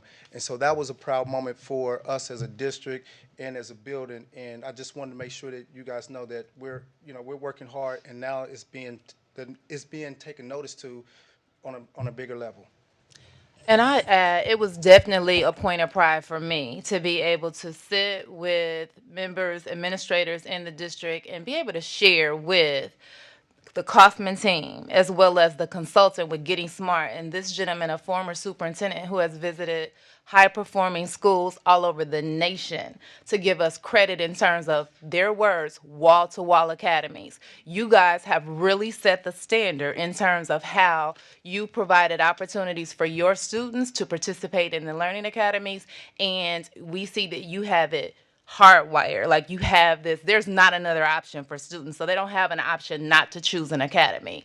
And so that starts, as we explained, with them completing the entrance inventory during their 8th grade year and selecting their interest and their focus. And so Ruskin has done a phenomenal job with the support of district level leaders to really execute the academies and make sure our students have these learning opportunities. And so now this whole process of this grant writing process is how do we expand and enhance? And so creating these absolute best places to learn for our students. And that's the goal and the work of what we're doing.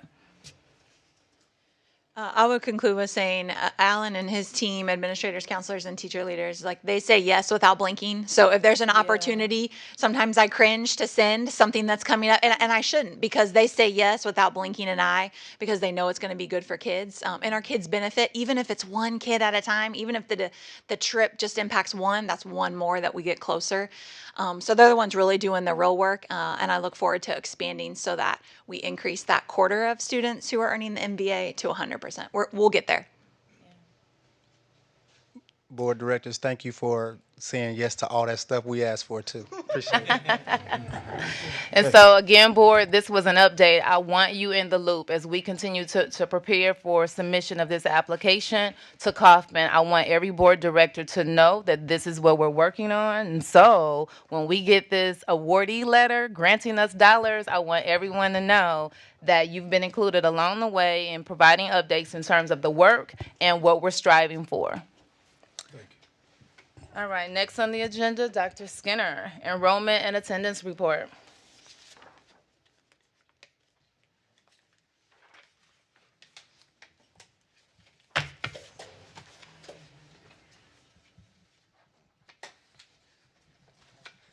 Good evening. Good evening. Good evening. Well, take a minute to come up. When you start looking at November of last year compared to November of this year, you want me to-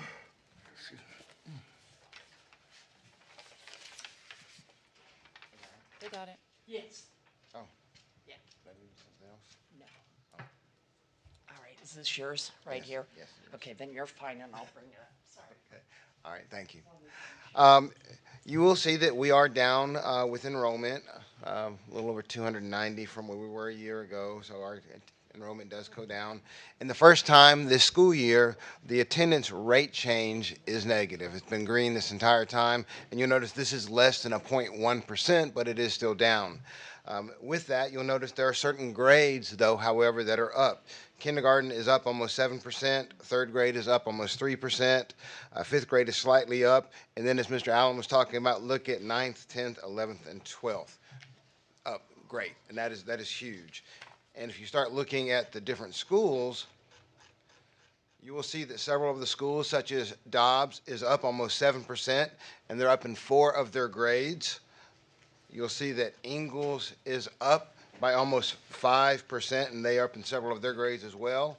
And again, our elementary that is just continues to astound is Truman. Truman is up a little over 6%, and they are up in every grade from last year. And again, kind of going up here to Ruskin, you'll see Ruskin is up over 7%, and that is huge. We have been struggling with Ruskin attendance for years, and so they are doing something right. I mean, look at that. They're just doing great. So that's pretty much my report as far as the enrollment and attendance, and I would also like to share that our attendance teams continue to work hard. They have an opportunity that I'll be able to expound a little bit more about in January, but right now they have an opportunity to complete a mini grant application from United Way, and it's going to be due by the end of January. So at the end of January, we don't know how many actually achieve that, but each school has an opportunity to get a mini grant of up to $1,000 to work on Tier 2 interventions with their students. So we're looking forward to seeing that, and then once they do get that money, they'll have through the rest of the school year through May to make those intervention strategies and apply them with their students. Are there any questions? Yes, I have one. I noticed that the attendance is going down, and it hasn't been a lot of cold weather, so we can't. It has. I've had nurses telling me that they've been having to send students home with over 100-degree temperatures. Mhm. So the weather is starting to have that effect on our, students. Could you remind the board what is the district goal for for the attendance? What is our district goal? 78. Is that right, Ms. Katie? Thought we had it up to 85. So right at 80%. 80%.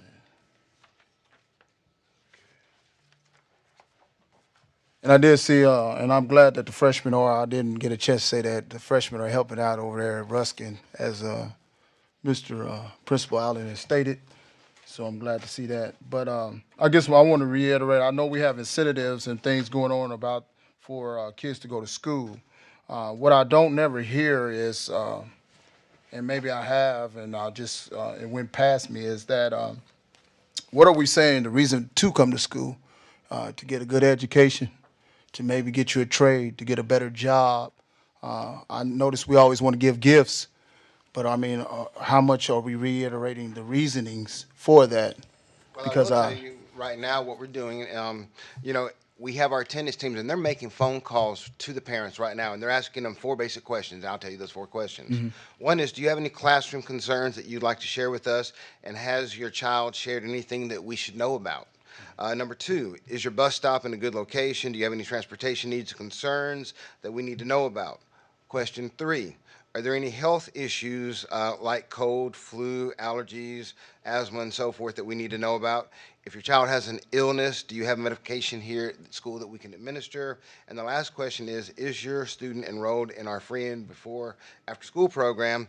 We want to thank you for your time. Remember, you can always reach out to us if you have any needs, that we want to partner with you for your child's real success this year. So we're making that connection with our parents. So that is a reason to come to school, because we're partners in this. We're in this together, and we need them to be successful.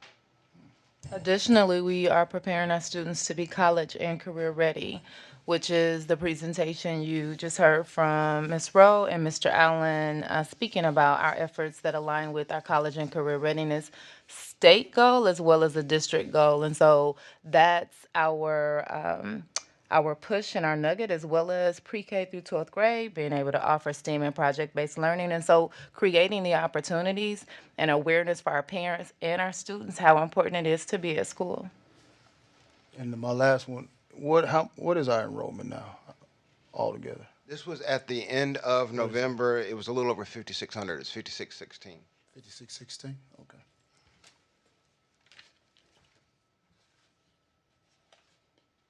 Anybody else, any questions, colleagues? No. Thank you. Thanks a lot. Thank you. Next, we'll have Mrs. Wambo, item 8.3, Communications Audit Update. As just for a reminder for the board, as indicated through our newly adopted 5-year strategic plan through 2019 through 2024, one of the recommendations was that the district undergo a communications audit. And so it's important for the executive leadership team that we provide updates to the board along the way to make sure that you are informed about our progress towards meeting the goals of our 5-year strategic plan. And this is one of those updates. Thank you, Ms. Wample. Good evening again. As Dr. Cargile mentioned, the communications audit is part of our new strategic plan, and it comes under the pillar of our district implementing the communications audit. And what it states is having a professional third-party communications audit will evaluate the strengths and gaps in the district's communications programs with recommendations to increase effectiveness and measurable outcomes. So we took this out to bid and got 3 bids and went with the National School Public Relations Association. So PIO and district leaders got together hundreds of documents, really, for the auditor to review how we communicate with the community, how we communicate with schools, how schools communicate with parents, just really every level of communication. They also looked at survey results from advanced ed and the demography study. So they had to go through, as I said, hundreds of documents that we provided to them. The second part of the audit was to engage key stakeholders through focus groups.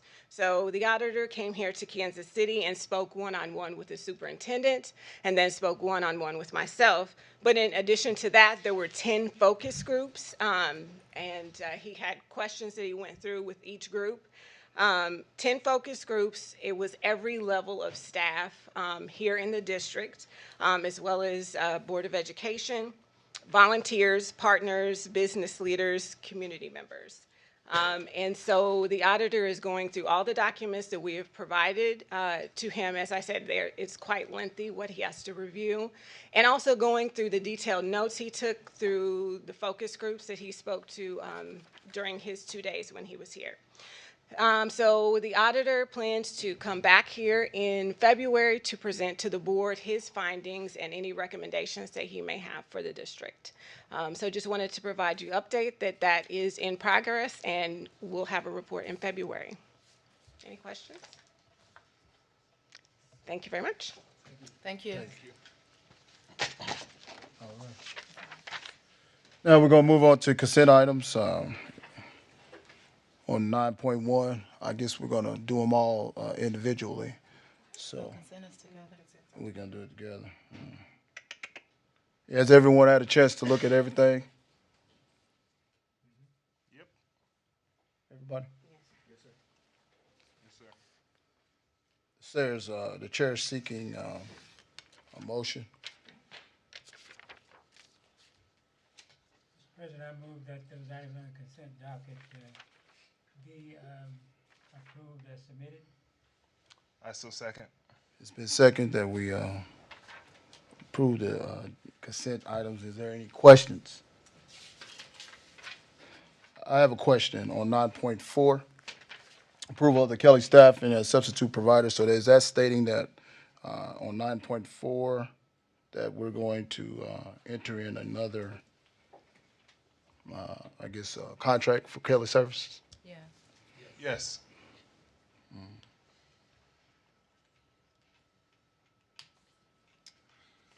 All right. I'll turn it over to you, Ms. Dunn. Director Abram, Abstain. Director Brooks, Aye. Director Carter, Director Watry, Aye. Vice President Reagan, Abstain. the motion does not carry. There are 3 yes and 2 abstains. It carries. The motion carries. 3 yes, 2 abstentions. Okay. $3. We're fine. Okay. Thank you. All right, moving right along to 2.0 new business.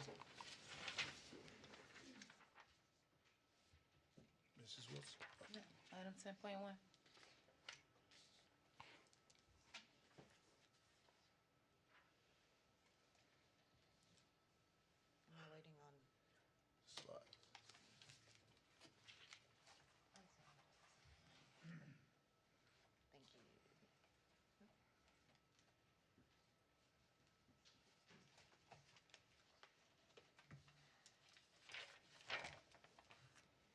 I'm looking for the financial report.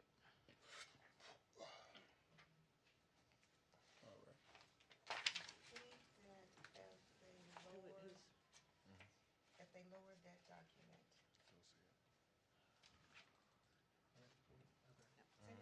Dr. Garrity, can you lower that? That's not the document we need right now. No, we're in the new business. The first item under new business would be the. You see the November 2019 financial report? Thank you. Okay, and I need the PowerPoint. There was 2 documents. I need the PowerPoint.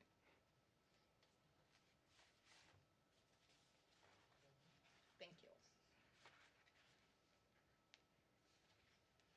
Okay, good evening. Good evening. This is the financial report as of November 30th. You'll see the total revenues.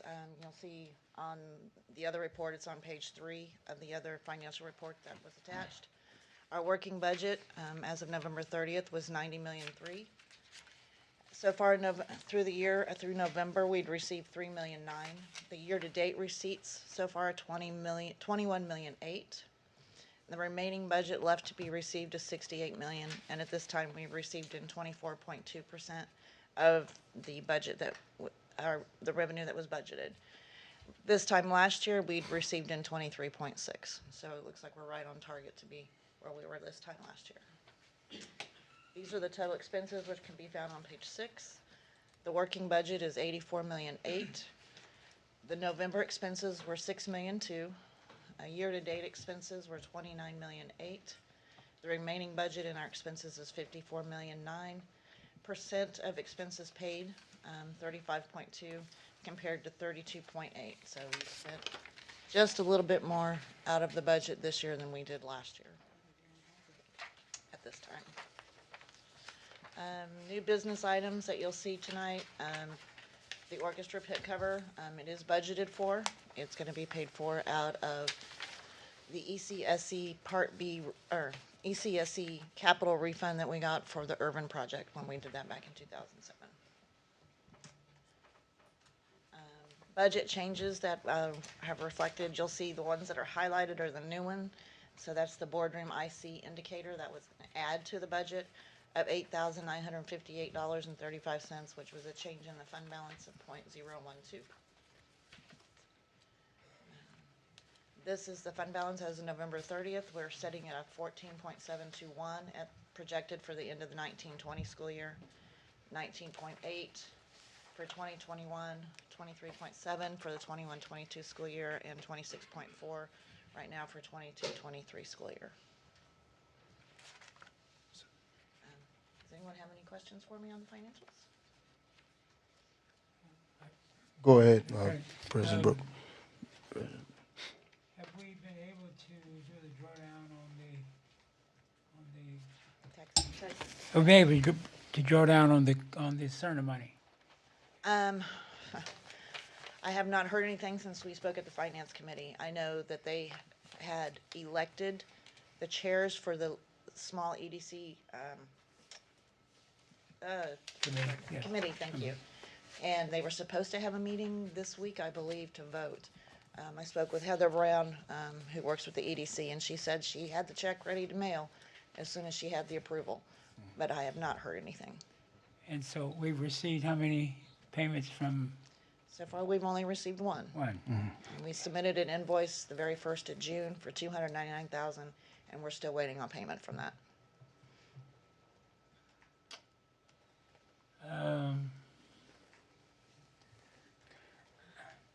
I was just wondering whether or not it would be appropriate if the chair of the board, on behalf of the board, co-authored or co-signed by the superintendent, would request this. I think we need to make some public announcement about this.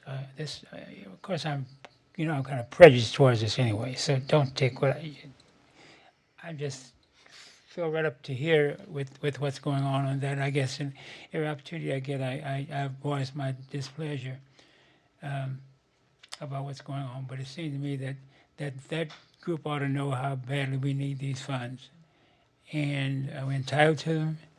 They're not much, but wherever it is, we're certainly entitled to them. Let me just, I don't know, maybe I should let the president at least know my feelings, and that she and the superintendent and Ms. Johnson, the attorney, kind of look at that. I think at least we ought to write some letters. The last payment we got was, The last payment we received? yes, the first payment, only one and only payment. One and only payment. I want to say it was last February. I'd have to go back and look, but it was $135,000. Yes. And then we submitted the other invoice for the rest of the school year. And so we're ready to invoice again for the portion of this year that has gone through, but I didn't want to do that until we'd received payment on the other. So as soon as we do receive that payment, and from what I understand, we've lost 2 members of the 3-member committee. Yes. And I believe that the mayor has appointed to the one from the city. I'm not sure where the committee stands with the Cerner member. So And our representative, Madam Superintendent, is still, our representative on that board is Dr. Smith? Smith. Well, I don't want to prolong this, but I'm personally, we all ought to be dissatisfied and upset as to what's going on. If it means making well, they were supposed to meet this week. yes, that's what Heather Brown with the EDC told me last week. Would you let us know by way of email, by way of the superintendent, whether they did meet and took any action on our We can get Fine. an update. Yes. If you would, please. I'll reach out to her tomorrow and Okay, see thank what you. I find out. Any other questions for me? Thank you. Any other questions? The All right. next is the presentation. Are we ready to move on? I'm sorry. Ready when you ready. We need a motion. Chair is seeking a motion to accept the 10.1 requested for board action on approval of the November financial report. Mr. President, I would so move that we accept the report as presented. I would so second. It has been seconded. Mrs. Donna? Director Abram. Aye. Director Brooks. Aye. Director Carter. Director Watry. Aye. Vice President Reagan. Aye. Motion carries 5-0. Ten point She has the next one to the finance audit. Item 10.2, requested board action relative to the approval of the 2018-2019 financial audit. Auditor with Westbrook to come up and present.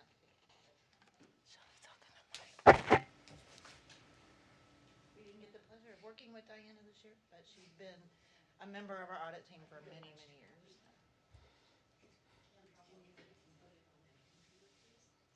Is it not opening?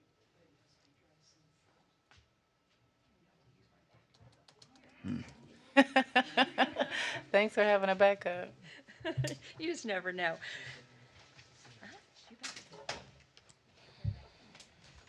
Good evening. My name is Diana Klosterman, and I'm a partner at Westbrook and Company. I haven't seen a lot of the faces. I haven't been out to visit with you on your audit results for a couple of years. So I'll share a little bit about the firm. We're located out in Richmond, Missouri. We also have an office in Carrollton, Missouri. I know we're out in the country, but we do have 25 employees, 10 of which are auditors, and we change those auditors up periodically. You've had us for your auditors for over 6 years now, and we want you to know, even though you're seeing some of the same faces, we're rotating folks in and out so we can get a fresh eyes on your financial statements. I haven't been on your audit a couple of years, but I've been out to do some consulting off and on, and even though my face is not here, sometimes they'll send out some work for me to do. We're trying to go to the next phase of how you do things in business, and that's letting our employees work flexible hours and work from home and that sort of thing. So we, when we're down in Springfield doing their audit, we've got folks back here in Kansas City doing part of that audit. So we're trying to make our firm accommodate our millennials and the folks that want to have that work-life balance. So sometimes you may only see 2 or 3 auditors here, but know that we've got some others at home in their house slippers or whatever working on your audit as well. So this evening I'm going to touch on your financial statements, just a few things to bring to light, and I'm sure the superintendent is welcome to chime in if there's additional information that you want to share as we go along. I'm going to start with your audit report. Can I advance this myself since I'm just up here? Okay, great. And Diane, board, you have the audit book in front of you if you want to reference that. So on each page that I'm going to talk about this evening, the page number is listed on the PowerPoint. So I'm going to start with our audit report, which is page 2, and skip to the second page where it gives our opinion. What you hired us to do is to come out and opine on the material correctness of your financial statements, and we indicate in our opinion that your financial statements are presented fairly. We did not have to make any journal entries when we were out doing your audit to bring the financial statements to the state in which they are now. The one and only journal entry we recommended was to push more cost over to transportation in order to get a better realization on your reimbursement from the state. Otherwise, the financial statements that you all looked at all year are exactly what you're seeing this evening. I'm going to move past the management discussion and analysis to page 12. I want to tell you that the management discussion and analysis report is pretty cool because it's the opportunity for the superintendent and the finance folks to give you a point in time from 6/30/18 to 6/30/19 where you came from and where you ended up and why those things occurred, either an increase or decrease in various fund balances. So I encourage you to read it. It's the most layman part of these financial statements, and you can read through those and understand the financial statements and where they came from. The financial statements that are included here are those as a point of time, and that's as of 6/30/19. And I just want to touch on the statement of activities. It's kind of complex. It's unusual. It doesn't look like financial statements that we in the business world are used to looking at. It actually starts with your expenditures on the left-hand side by program, not by functional expense like telephone and utilities and such, but the different activities this district provides, such as instruction, student activities, transportation, and so on. So it starts with that listing of activities you have, and then the cost of those activities, and then advances to the right if there's any available funding for those, whether it be fees or grants that offsets those costs. When I compare those to the previous year, that's where I really get my information. And so when I look at instruction costs, your instruction costs are down when compared to the previous year. Your general and administrative costs are up about $1 million when compared to the previous year. Operation of plant decreased by about $400,000. Your transportation costs, food service, and community services all decreased when we compare them to the previous year. So you had some downward cost, and I know that was part of the district's plan this year, was to cut some costs in order to improve your fund balance. Then I go on across and take a look at a couple of areas on this particular page that would allow you to break even, and those are food service and community services, and those are about 3/4 of the way down. Food service actually made money again this year, and you're carrying a food service balance. And so DESE requires that when you carry a positive balance on food service, you spend that positive balance on food service. Some districts will do some different things, change up their menu or add some items to their menu or some quality to the menu, whatever they want to do in order to spend down some of that food service balance. I want to tell you that even in the years that you have an increase in your food service balance, you might see an increase in lunch rates. Are you CEP, Superintendent? Yes. Okay, so we don't have that issue here. So you can just focus on providing quality meals because you have the funds available in that area to put towards that. If we move on over to the next page, which is your statement of, or your balance sheet, it's pretty basic in that it's cash basis. Sometimes I'll get the question, why aren't our fixed assets on there? Why isn't our debt on there? You're on the cash basis, which is the basis on which 95% of the school districts in the state of Missouri report. And so you're going to see your cash and then how you can use your cash. And I'm going to go to one of your footnotes, and you don't have to advance that far, but back on page 25, it tells us how those monies are made up and what you can do with them. For instance, in your general fund, you see that $67,000 that's in your general fund has to be spent on professional development. That's what DESE tells us. So if you don't spend that, you carry it forward as an obligation for next year. Your student activity accounts at the end of the year had $202,000 available that rolled forward to the next year. And there you can see that big food service balance of $3.8 million. When we jump over to the debt service, you can see that every bit of the money in debt service is restricted. You've got to use that to pay down debt, and that's all you can use that money for. It even has to be in its own separate bank account. If we jump over to page 14, that's a financial statement that looks pretty familiar to us. It starts with the revenues, goes on down through the expenditures, and towards the bottom, the third row from the bottom, is the change in your fund balance. That's what happened from June 30, 18 to June 30, 19. And you can see that your general fund balance decreased by $740,000. Your debt service fund increased by $418,000, and then your capital projects fund decreased by very little, and that's because there was a transfer out of Fund 1 to Fund 4. So you can see that your capital projects fund is depleted down to just hardly any money in that account. So what you have to know is that any repairs or capital improvements you make will have to be financed by a transfer from Fund 1 or some sort of a lease participation certificate or some other funding source. Over on page 21 is your tax abatements. And 2 years ago, the standards, the financial statement standard writers said, you've got to put this new footnote in here. We want the readers of the financial statements to understand that, yes, you have this levy, but you don't get all of that money. And that's what this footnote says. There was tax abatements agreed to by whatever ever governing bodies there are in your particular area of $3.5 million. So $3.5 million that was in your levy really didn't come to you because that was abated to improve or grow a business in your area. And Superintendent, do you have anything to speak to on that? Yes, please. I just want to bring to the attention of the board that 2.7 million of the 3.5 million is connected with Cerner. And so just connecting the dots for the board, just to make sure that as she speaks about the tax abatement and what we're not getting, 2.7 million of it is connected with Cerner. Thank you. May I just ask, Madam Mayor, if I may, which means that I noticed in the audit, I was thinking that you don't mention any place about Cerner, and you don't know, maybe you don't know the whole story, but there's one person on this board is really, and you can tell it from my conversation and the look on my face and how I could. I wish in this report, Cerner would have been mentioned for very obvious reasons, so we could send them a copy of it, to let them know just what state of our financials are and how I'm choosing my words very carefully. How they are not supporting this school district. And I know that may not be your responsibility as auditors, but if something could have been mentioned that there was, where this money, the commitment that was made, and yet the amount that we received, because it was received during this fiscal year, the little that we did receive. Am I not right, Miss? I know I'm right. Yes, it was this fiscal year.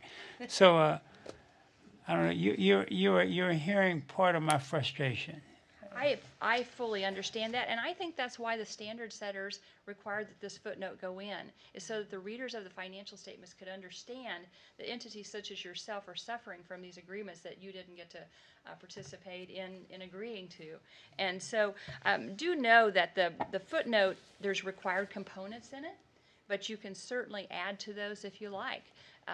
You, of course, want to visit with your legal counsel on what you put in so that you don't add anything that can cause you some sort of disagreement later on. But these financial statements are yours. We have required things we have to put in them, but you can certainly expand on those if it's an agreement by all of the folks involved.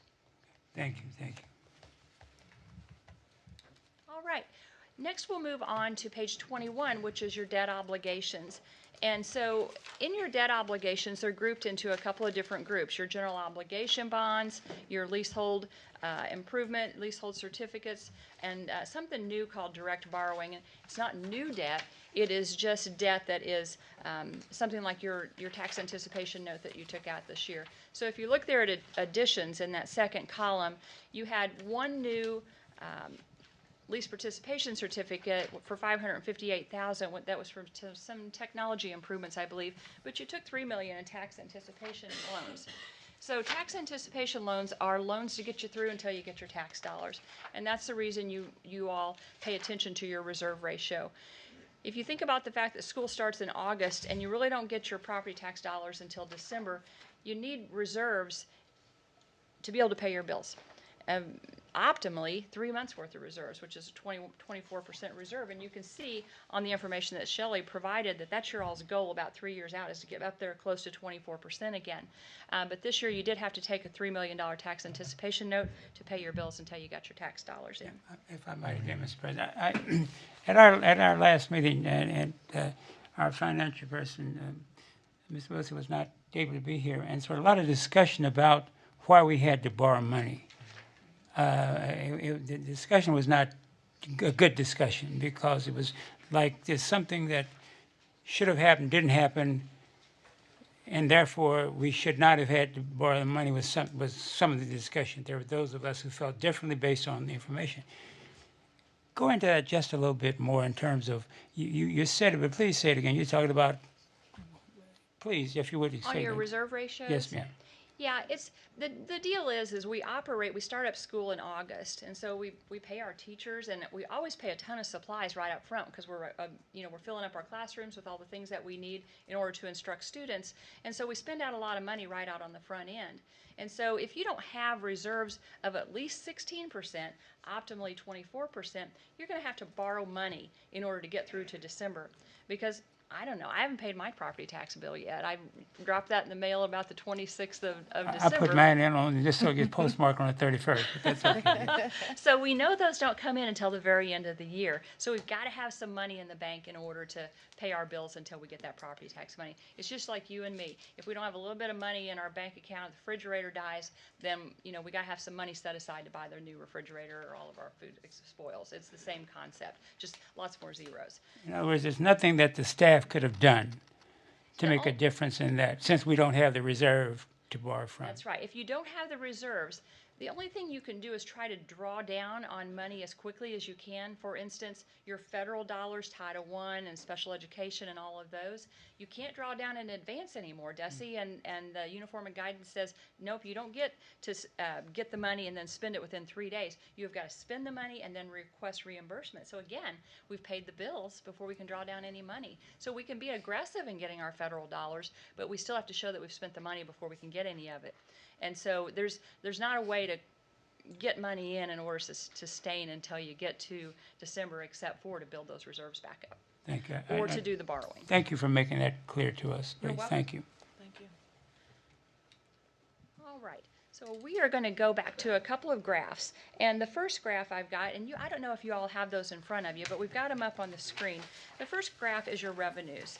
And what we do is take 5 years of your revenues, and I'm betting we have 15 years of your history in our database if you ever wanted to look at a great big spreadsheet. But we take 5 years of your revenue and compare those so we can see what's happened to your revenue. And those of y'all that were around back in '09, you'll remember that we got that ARA money, and our federal dollars skyrocketed for just a couple of years trying to infuse the economy. And so that's fallen off, so we don't see that anymore. So we see a lot of comparability in your revenues. But if I look at your local revenue and compare 2019 to 2018, you see you have a pretty good bump. And you see that your local revenue now makes up 43% of the total revenue that you had for the fiscal year under audit. Most of that was property tax revenue. Property tax revenue was up $2.9 million when we compare it to the previous year. Now, you look at federal revenue, and it was down $2.2 million. Why would that happen? You may have had some grants in 2018 that you didn't have in 2019, Or all of your drawdowns of your federal dollars didn't occur by 6/30, and those came in July and August and September.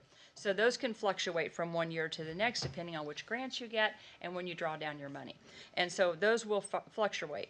Then what we know is there's always an inverse effect typically between local and state dollars.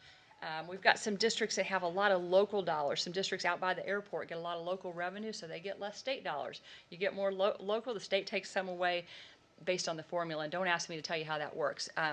It's quite complicated. I'm sure the superintendent could probably do it, but I haven't calculated a basic formula in a long time.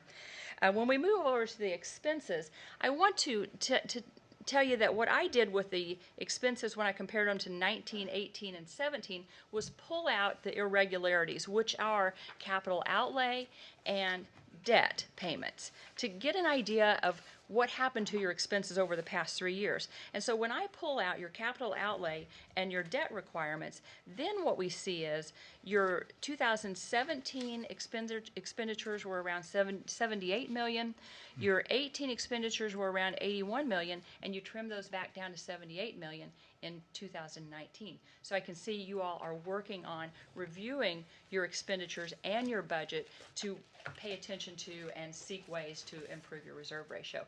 And then Dr. Carlisle, did you have anything to add on the budget? No, I mean, thank you for highlighting the efforts that ELT and the Board of Education worked on in reducing it and stabilizing a fund balance with the goal of working towards that 20%, 21%. So we continue to work on that. Just piggybacking on Director Brooks' question in terms of the tax anticipation loan. And so with the reductions that we have made, we won't see those dollars immediately. And so that's a savings over the course of the year to build our fund balance up. So I appreciate it, highlighting the efforts that we have made as a district. Excellent.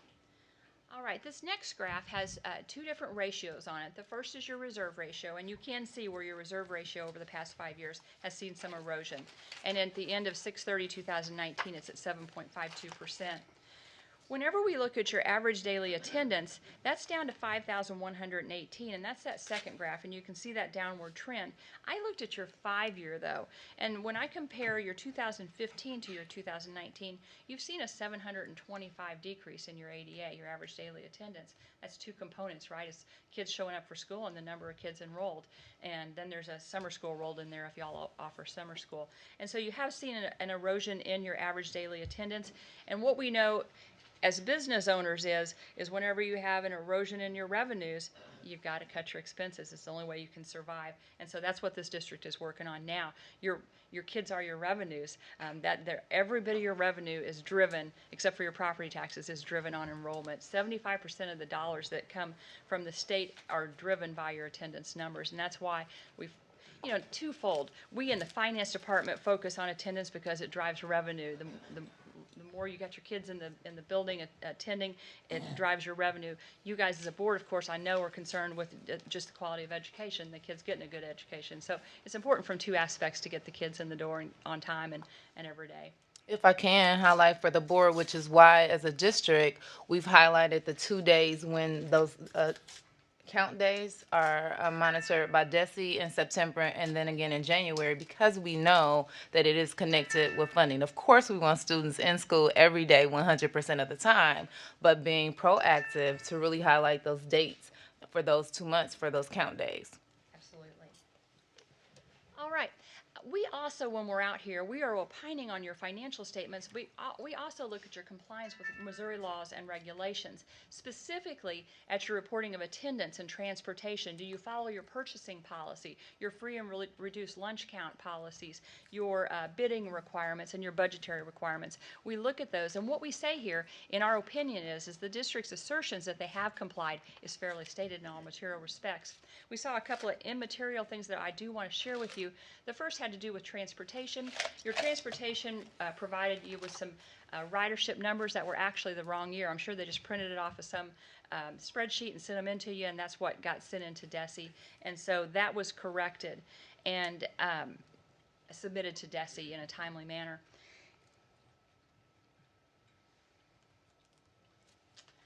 Then we look at your internal controls, not to provide an opinion on internal controls. I just want to caution that a lot of folks think when an auditor comes out, we're looking at all your transactions and making sure everything's on the up and up. That's not our goal. It's to opine on whether or not your financial statements are materially correct. If you know Westbrook and Company's reputation, though, you know that we do look pretty hard at internal controls because that's how we focus our efforts and make sure and spend your money wisely while we're out here working on your audit. So if we do see any areas on your internal controls that could need improvement or strengthen, we'll be sure to share those with you. But we didn't find any that we saw to be a material weakness this year.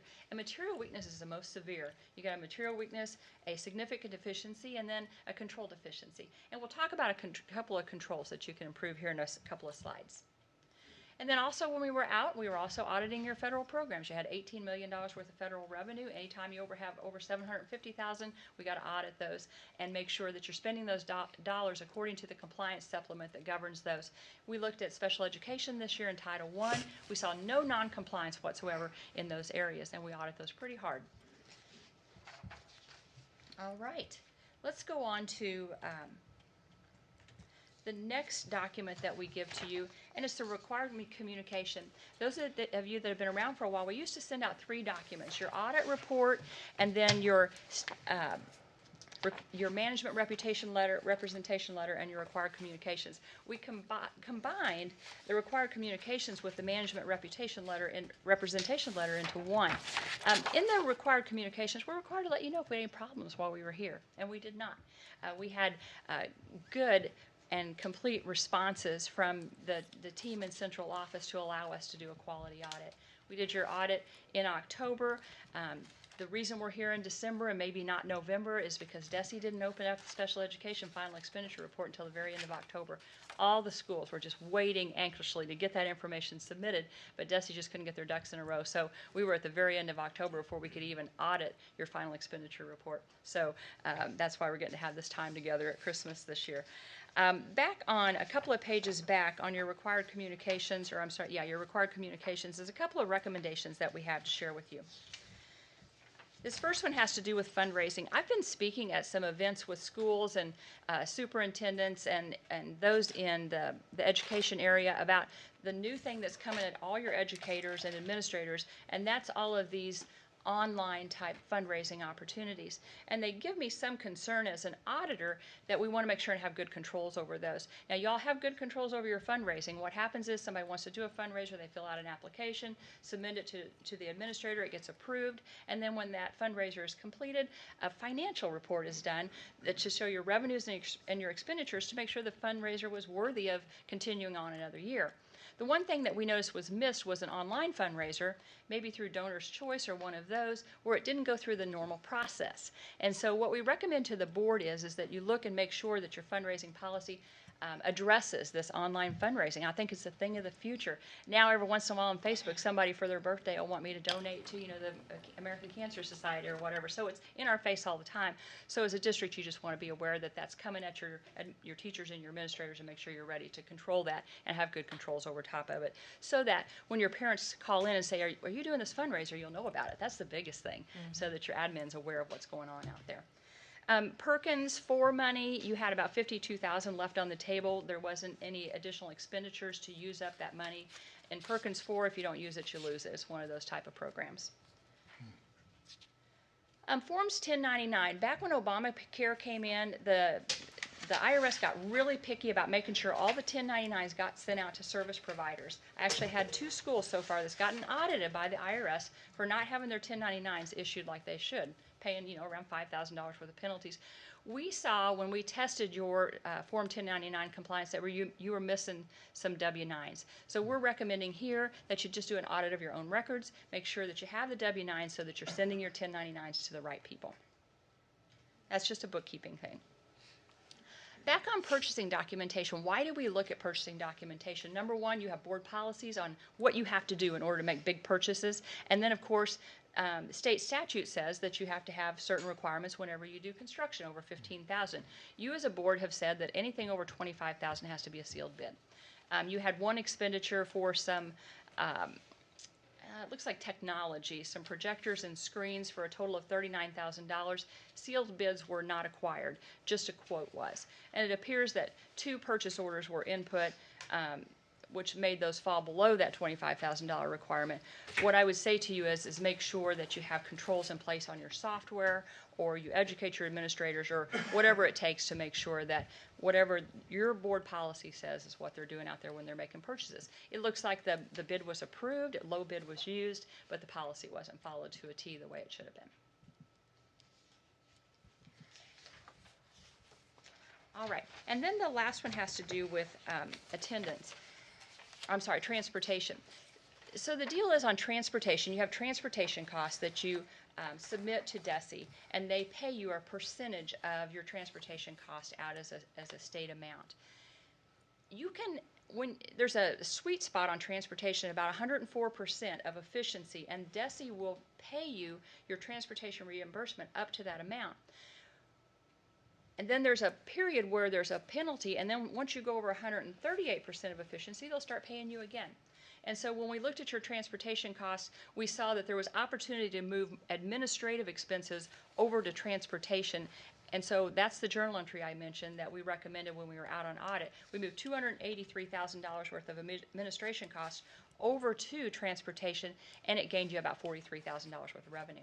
That's a good thing, and that just continues on. So when we come out and do your audit, every year we calculate your efficiency to make sure that you're getting every dollar you can from DESE. It's not a ton of money, right? I mean, you only get about 18 to 20% reimbursement, so what you can get, you want to make sure you get. And so that's what we achieved there. Okay, that's the information that I wanted to share with you this evening. Is there any questions that you have for me? Colleagues, any questions for the auditor? Seeing none, Chair is now asking for a motion for 10.3, approval of the, 10.2, approval of the 2018-2019 financial audit. Mr. President, I would move that we accept we approve the audit for the year ending June 30, 2019. I so second. It has been second. Is there any questions? Discussions? Ms. Donald? Director Abram. Aye. Director Brooks. Aye. Director Carter. Director Watry. Aye. Vice President Reagan. Aye. Motion carries 5-0. Thank you. Moving right along to 10.3.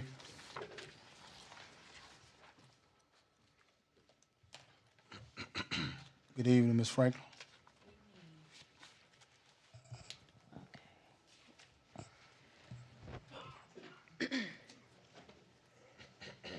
Uh-oh.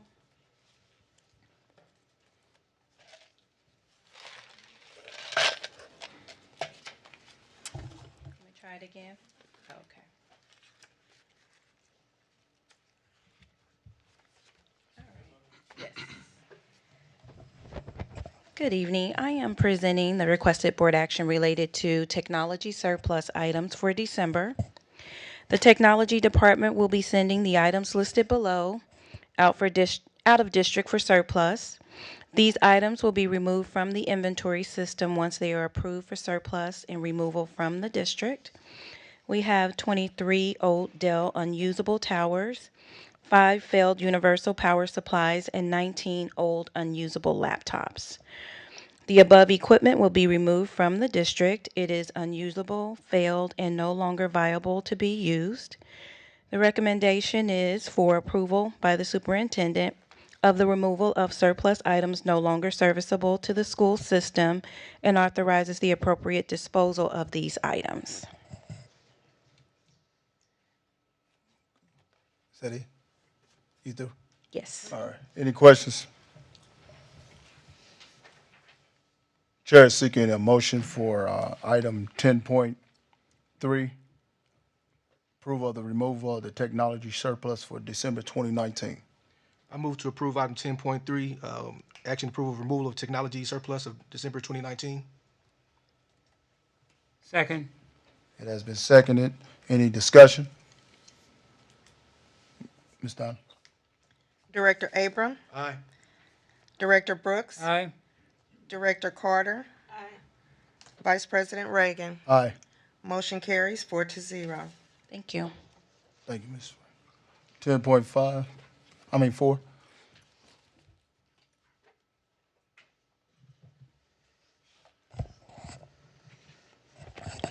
Good evening. Good evening. So tonight, part of the process of getting ready for the August 2020 bond, the district needs to secure a construction manager at risk. And part of that process we have gone through recently.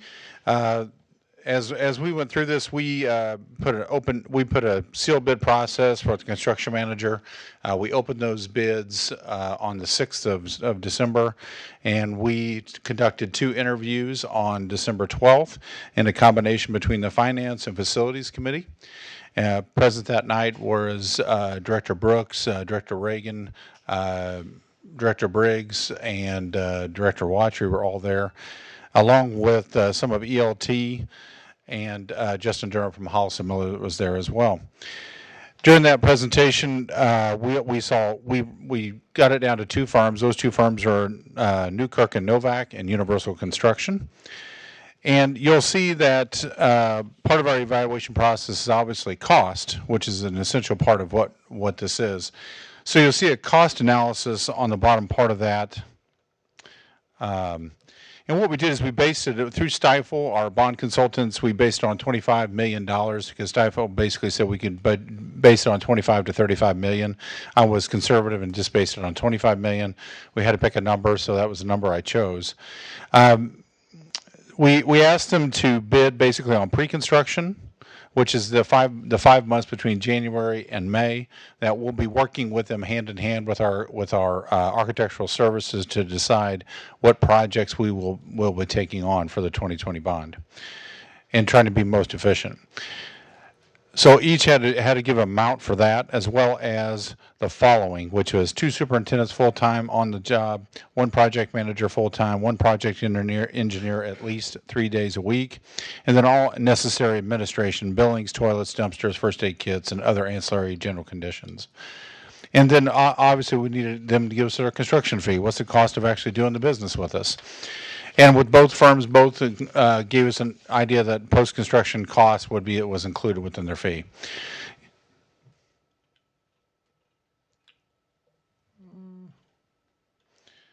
On the screen, you'll see the breakdown of those costs. You see Universal with pre-construction costs of $24,000, general conditions at 2.32% of that $25,580,000. General construction cost at 1.75% or $437,500, and then you'll see Newkirk and Novak's as well. The total cost between the 2 was pretty close, but Universal Construction was was a more efficient price at $89,750 cheaper. I also would say that both firms are highly qualified. These are 2 excellent firms. This is a hard decision. Both of them have great reputations within the community and in their industry. I would say that we have a kind of a long-standing relationship with Universal Construction. They are here tonight. And Joel, if you want to come up. Joel and Latasha, if you want to come up. Joel and Latasha, first of all, Latasha is I want to say this right, not a Hickman grad, a Ruskin grad. Okay. Oh, a Hickman grad. Oh, I'm sorry. I'm sorry. She's going to hit me in the head here. So, also Universal helped us out in the last bond to help conclude that bond and get through that at the very end of our construction. Also, they have partnered with us even when we don't have projects, which is part of what we look for in our vendors. And Universal has done a great job of participating with mentoring with our students. Joel himself, the vice president of the company, mentors an English student I think it's Wednesday, isn't it right? Every Wednesday. And has done so for the past several years, even though we didn't employ him at that time. So we're very thankful of that partnership that we've had with them, and we're very appreciative of it. It is my recommendation that we accept Universal Construction as bid to be our construction manager at risk for the August 2020 bid with the fees that are presented. Mr. President. Go ahead. Mr. President, before I make the motion, I'd just like to say you and myself and Mr. Watry and the president sat in on the presentations, and certainly two great firms and have good records, and I was impressed by both. I think that based on the information provided and the cost savings here, that I would move that we accept the bid, the contract, whatever the language might be, with Universal. What is that? Universal Construction. Universal Construction, yeah. Yes, it's kind of small print for these older eyes, but anyway, that's my motion. I second. Okay, it's been second. Any questions, colleagues? Everyone has got a chance to see as we have sent it out. Now we'll bring it to vote. Go ahead, Ms. Payne. Director Abram. Aye. Director Brooks. Aye. Director Carter. Director Watry. Vice President Reagan. Aye. Motion carries 5-0. Thank you, Board. Congratulations. Thank you. Moving right along. Dr. Skinner.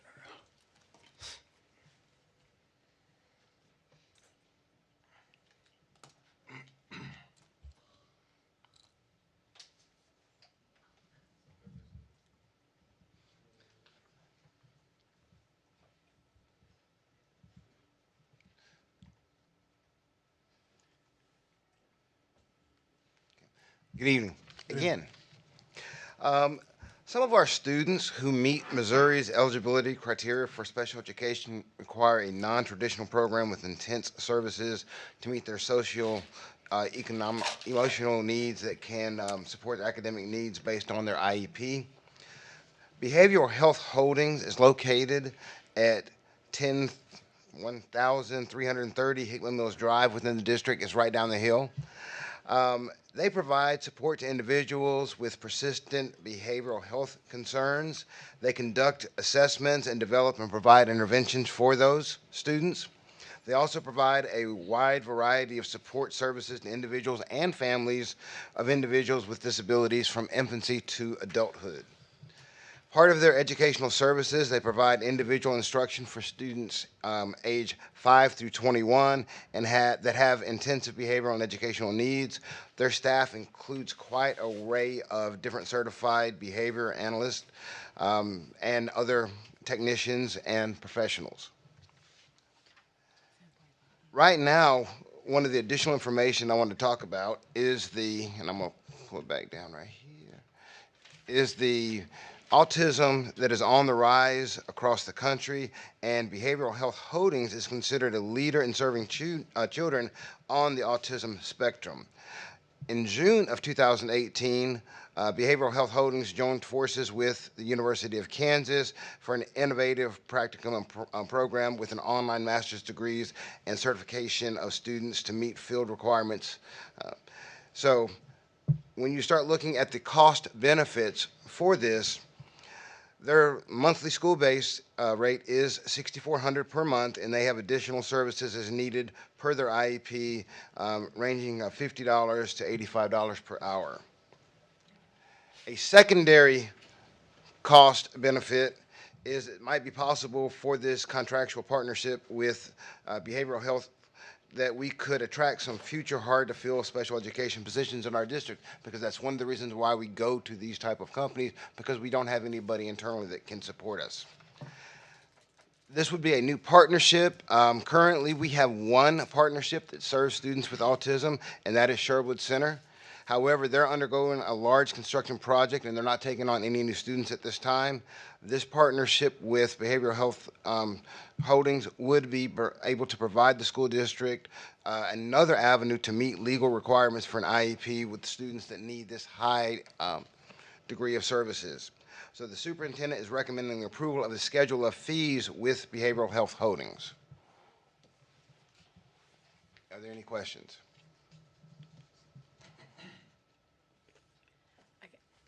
So the fees, who do the fees apply to? Well, not the parents wouldn't have to pay the fees, comes out for the district, right? Okay, I'm sorry. The fees. I'm asking about the fees that's scheduled, that you have to pay, is that for based off the? So if the student, is sent there, right now we don't have any students, but if we were to send a student there, those fees would apply. So who else, what other district is working with behavioral health holdings? They have a variety throughout the state. In fact, we went and toured the facilities last week, and they have districts as far as way as, believe it or not, St. Joe actually sends students on a daily basis down to um, their facilities. If I might ask, Madam President, is this, where is this located? Where is this? It's right down the hill. As you're coming up Hickman Mills Drive, you'll see like FedEx. It's right next down to FedEx. You'll see they have a little playground in the front, and if you drive around to the side, you can see additional playgrounds in the back for the older children. It's not associated with anything, with any of the universities. 'Cause Well, the the University behavioral of health- Kansas they've just partnered with last year. I was thinking of behavioral health associated with Truman Med over at 22nd and Charlotte. Behavioral Health Center over there. So they're not associated with that, to your knowledge? Not to my knowledge.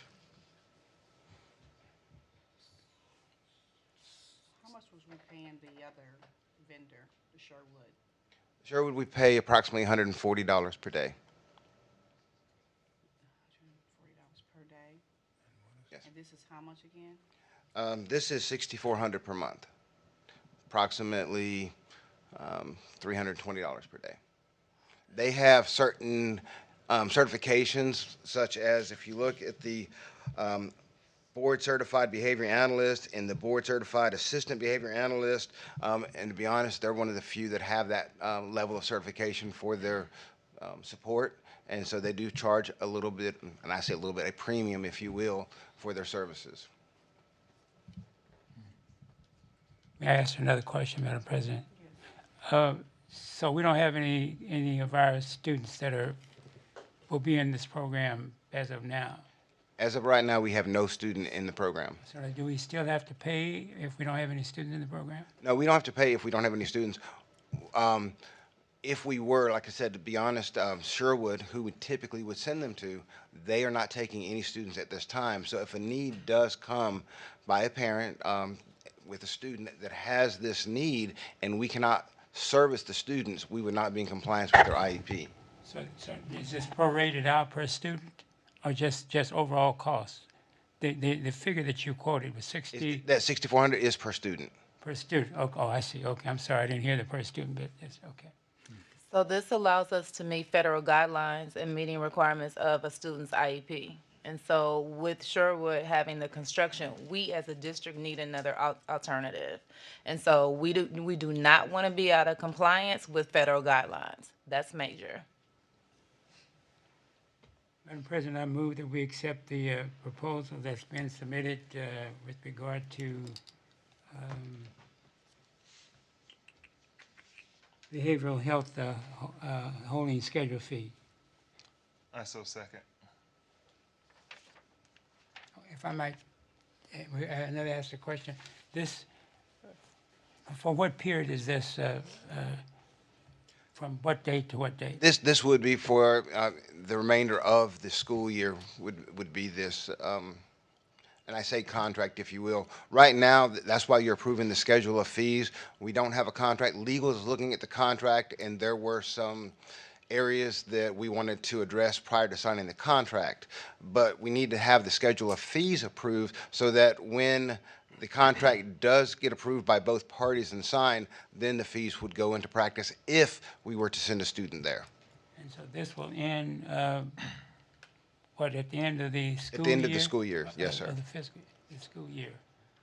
And then Each we'll- contract with these are typically annually. We do them for 1 year at a time. So then we'll have to negotiate either if Sherwood is back on track, would we take bids on this, or would we just make a decision on who to go with? This just gives us one more resource that we can send a student to. I mean, of course, you know, if we could send a student to Sherwood and still get serviced appropriately, you know, we would probably go with them because they would be a more financially sound solution. But they don't have that extra person. They do not have those extra certifications.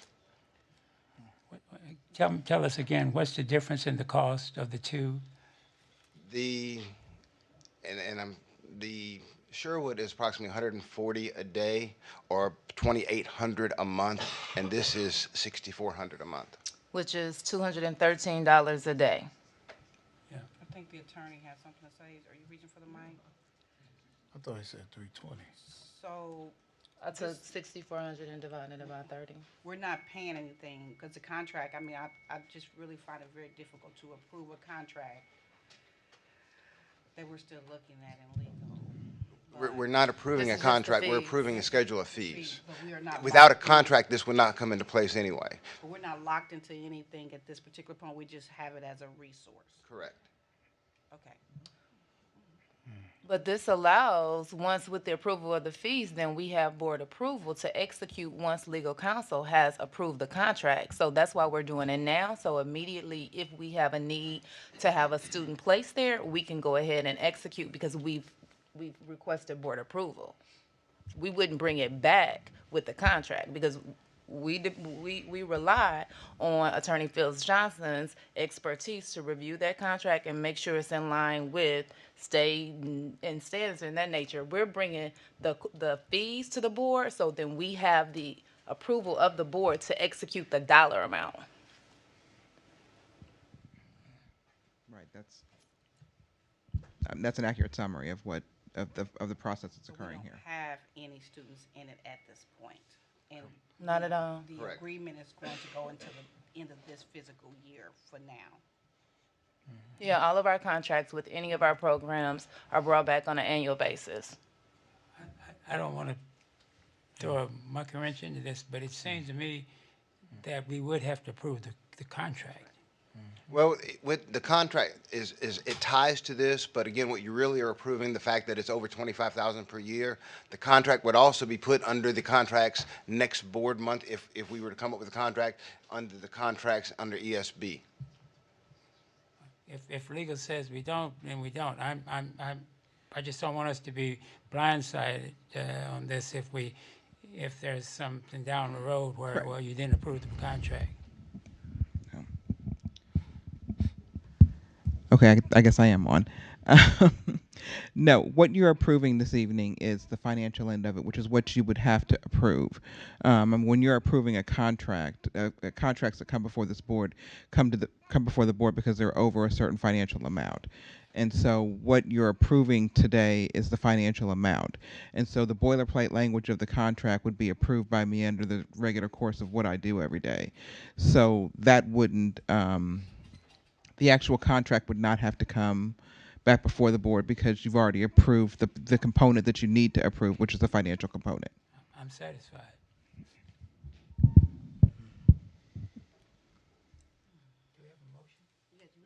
We had discussion, but now we're discussing right now. Yeah. Just discussing. Director Abram? Aye. Director Brooks? Aye. Director Carter? Director Watry? Aye. Director Reagan?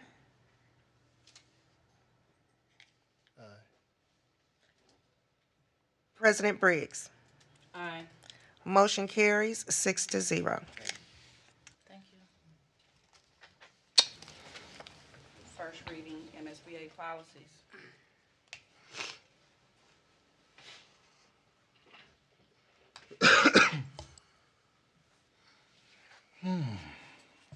Thank you. Good evening. Before you and in your board packet is the MSBA 2019B policy update overview. Just by way of background, MSBA regularly submits policy updates for districts that use the standard MSBA board policies. Those policies have been reviewed by myself and Dr. Cargile. They've gone before the policy committee twice, and so the policy committee is advancing the policies that are on this list to the full board for approval. What I would ask, rather than go through all of these policies with you here, is that as a board, that you review the attached summary sheet along with the policies and the explanations that are provided on each policy. And then if there are any questions on any of those, you can submit those questions to me. The policy committee will also meet again before our next board meeting. And so if you have any questions, and you get those questions to me, I will make sure that they get to the policy committee to be discussed and vetted before they come back to this board for a second read. And then if there are any questions in January on the policies, we could take up those questions at that time, and then you all could vote on them.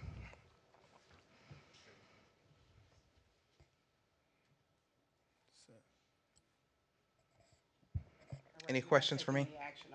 I'm not asking for any action today, no. Okay, Thank you. thank you. Thanks. All right. Board committee reports, Education Accountability Committee. Good evening. So the Education Accountability Committee met. Excuse me, I'm a little under the weather, so I'm a little flustered in my speaking. We discussed the AYP scores and how accurately they depict the growth and progress of our students.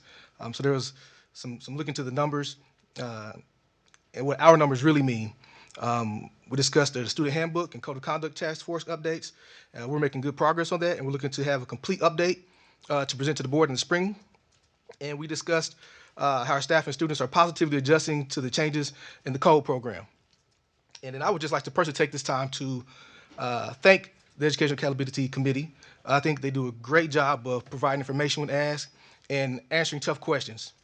Y'all know, I say our task is hard and our vigil is long and is dutiful, and our hearts are ever mindful of our task. And that is an accurate reflection of the work that's done in that committee. So every member of that committee, I thank you and honor you in your work. That is all.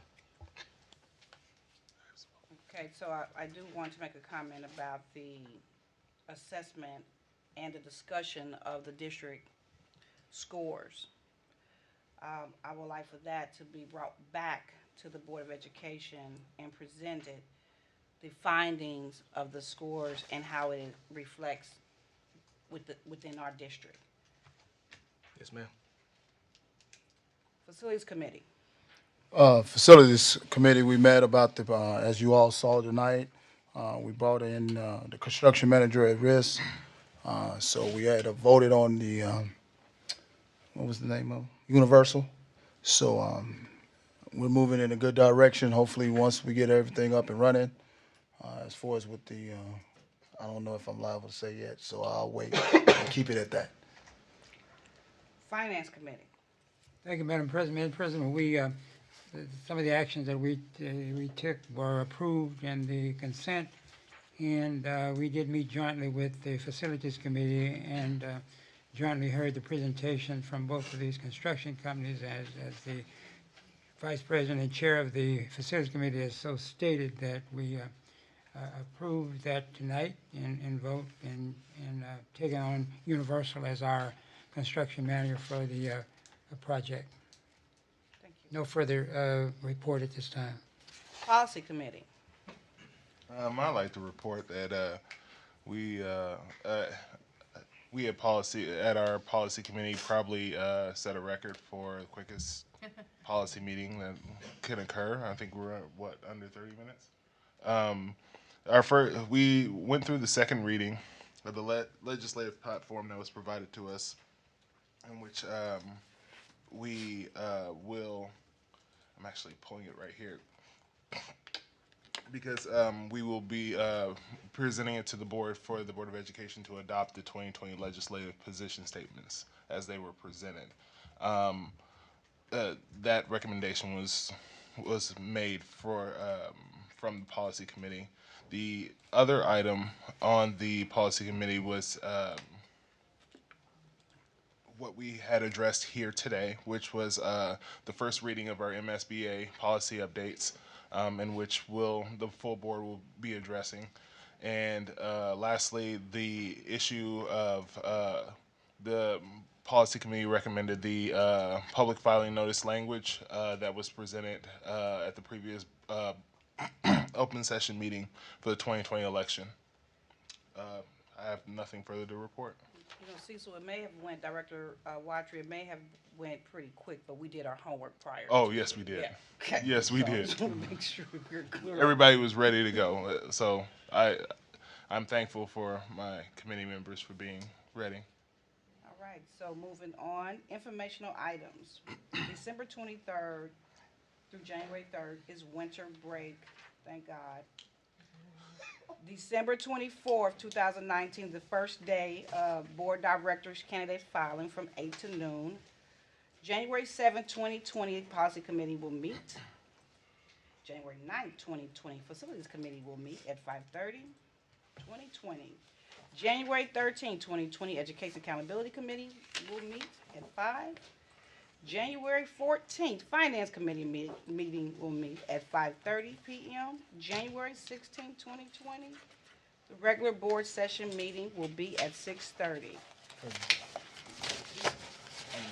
Yes, Vice President Reagan. Before we go tonight, I personally, we've seen everybody, and I'm hoping that all my colleagues, we've seen hear from our student body. We have heard the things from our parents that are in the community. And I'm looking forward for the 2020 year. But at this time, I'm looking at it because right now I was kind of embarrassed that we didn't have the APR and we didn't do anything about our district scores and we didn't say anything or discuss about our discipline. I see that we have retained and we got all the questions and Q&As from our principals. But when we look at our scores, when I look at the data that the schools are giving us and looking at what we have, and we're not submitting it out to our stakeholders, it is embarrassing to me as a board member. Our job, as we have been reminded today from some of our parents, is to make sure of student achievement. I cannot stress that enough. I am thankful to our state of Missouri for helping us with some of these things on our APR scores. But at the time, at this present time, we have to really evaluate everything, hopefully moving forward for the 2020 year. I want to thank all the principals too for what they do and our teachers. But as a body, and I've said it before, we have to make some tough decisions, hopefully moving into the 2020 year. And I'm looking forward for hopefully to add for the 2020, we need to let the constituents know about these APR scores. We need to discuss this as a whole. We need to discuss if we're really going into the right directions as we have put our goals. We also need to talk about this discipline as in our safety. We need to stress that enough because as we look in, as we've heard tonight, if I'm embarrassed, and y'all might be embarrassed of me saying it, but I am embarrassed as a board member to sit here and act as though that we are serving our community and we're holding up our oaths and we're sitting up here and we act like there's nothing going on in this district. And I'm hoping in the 2020 year, while you guys have a break, maybe you can reflect on this 2019, but those APR, that discipline, and that safety, we have to get it straight. Hopefully moving into 2020 year, I don't know what it's going to take. I've said it since I've been on the board. I've looked at the scores, and it's awful. It's very awful. We didn't have any discussion about it this year like we've done in the present years, but it's awful. Principals can gather up the information, but the data is not adding up with what we have on these APR scores. The discipline is not everything that we've doing. All of this is a concern, and it's also taking a toll on our APR scores. Discipline, safety is steadily doing it. Respectfully, Vice President Reagan, you should not, I don't ever want you to be embarrassed, and so I'll share with you, the board, and the community that are still here. We did share the scores publicly in a press release December 3rd, as well as requested by this board and the Educational Accountability Committee. The scores were discussed in a public forum where any member of the community can attend that public forum to hear those scores. And those meetings are taped, and so please don't be embarrassed because we have done our due diligence in sharing the information publicly. And there are areas in which we have shown increases and improvements. In the press release, it highlighted our college and career readiness growth, highest four-year graduation rates, earning full points in other areas around college and career readiness. And so please don't be embarrassed because we have publicly shared the information. Thank you. Move for adjournment. One last thing.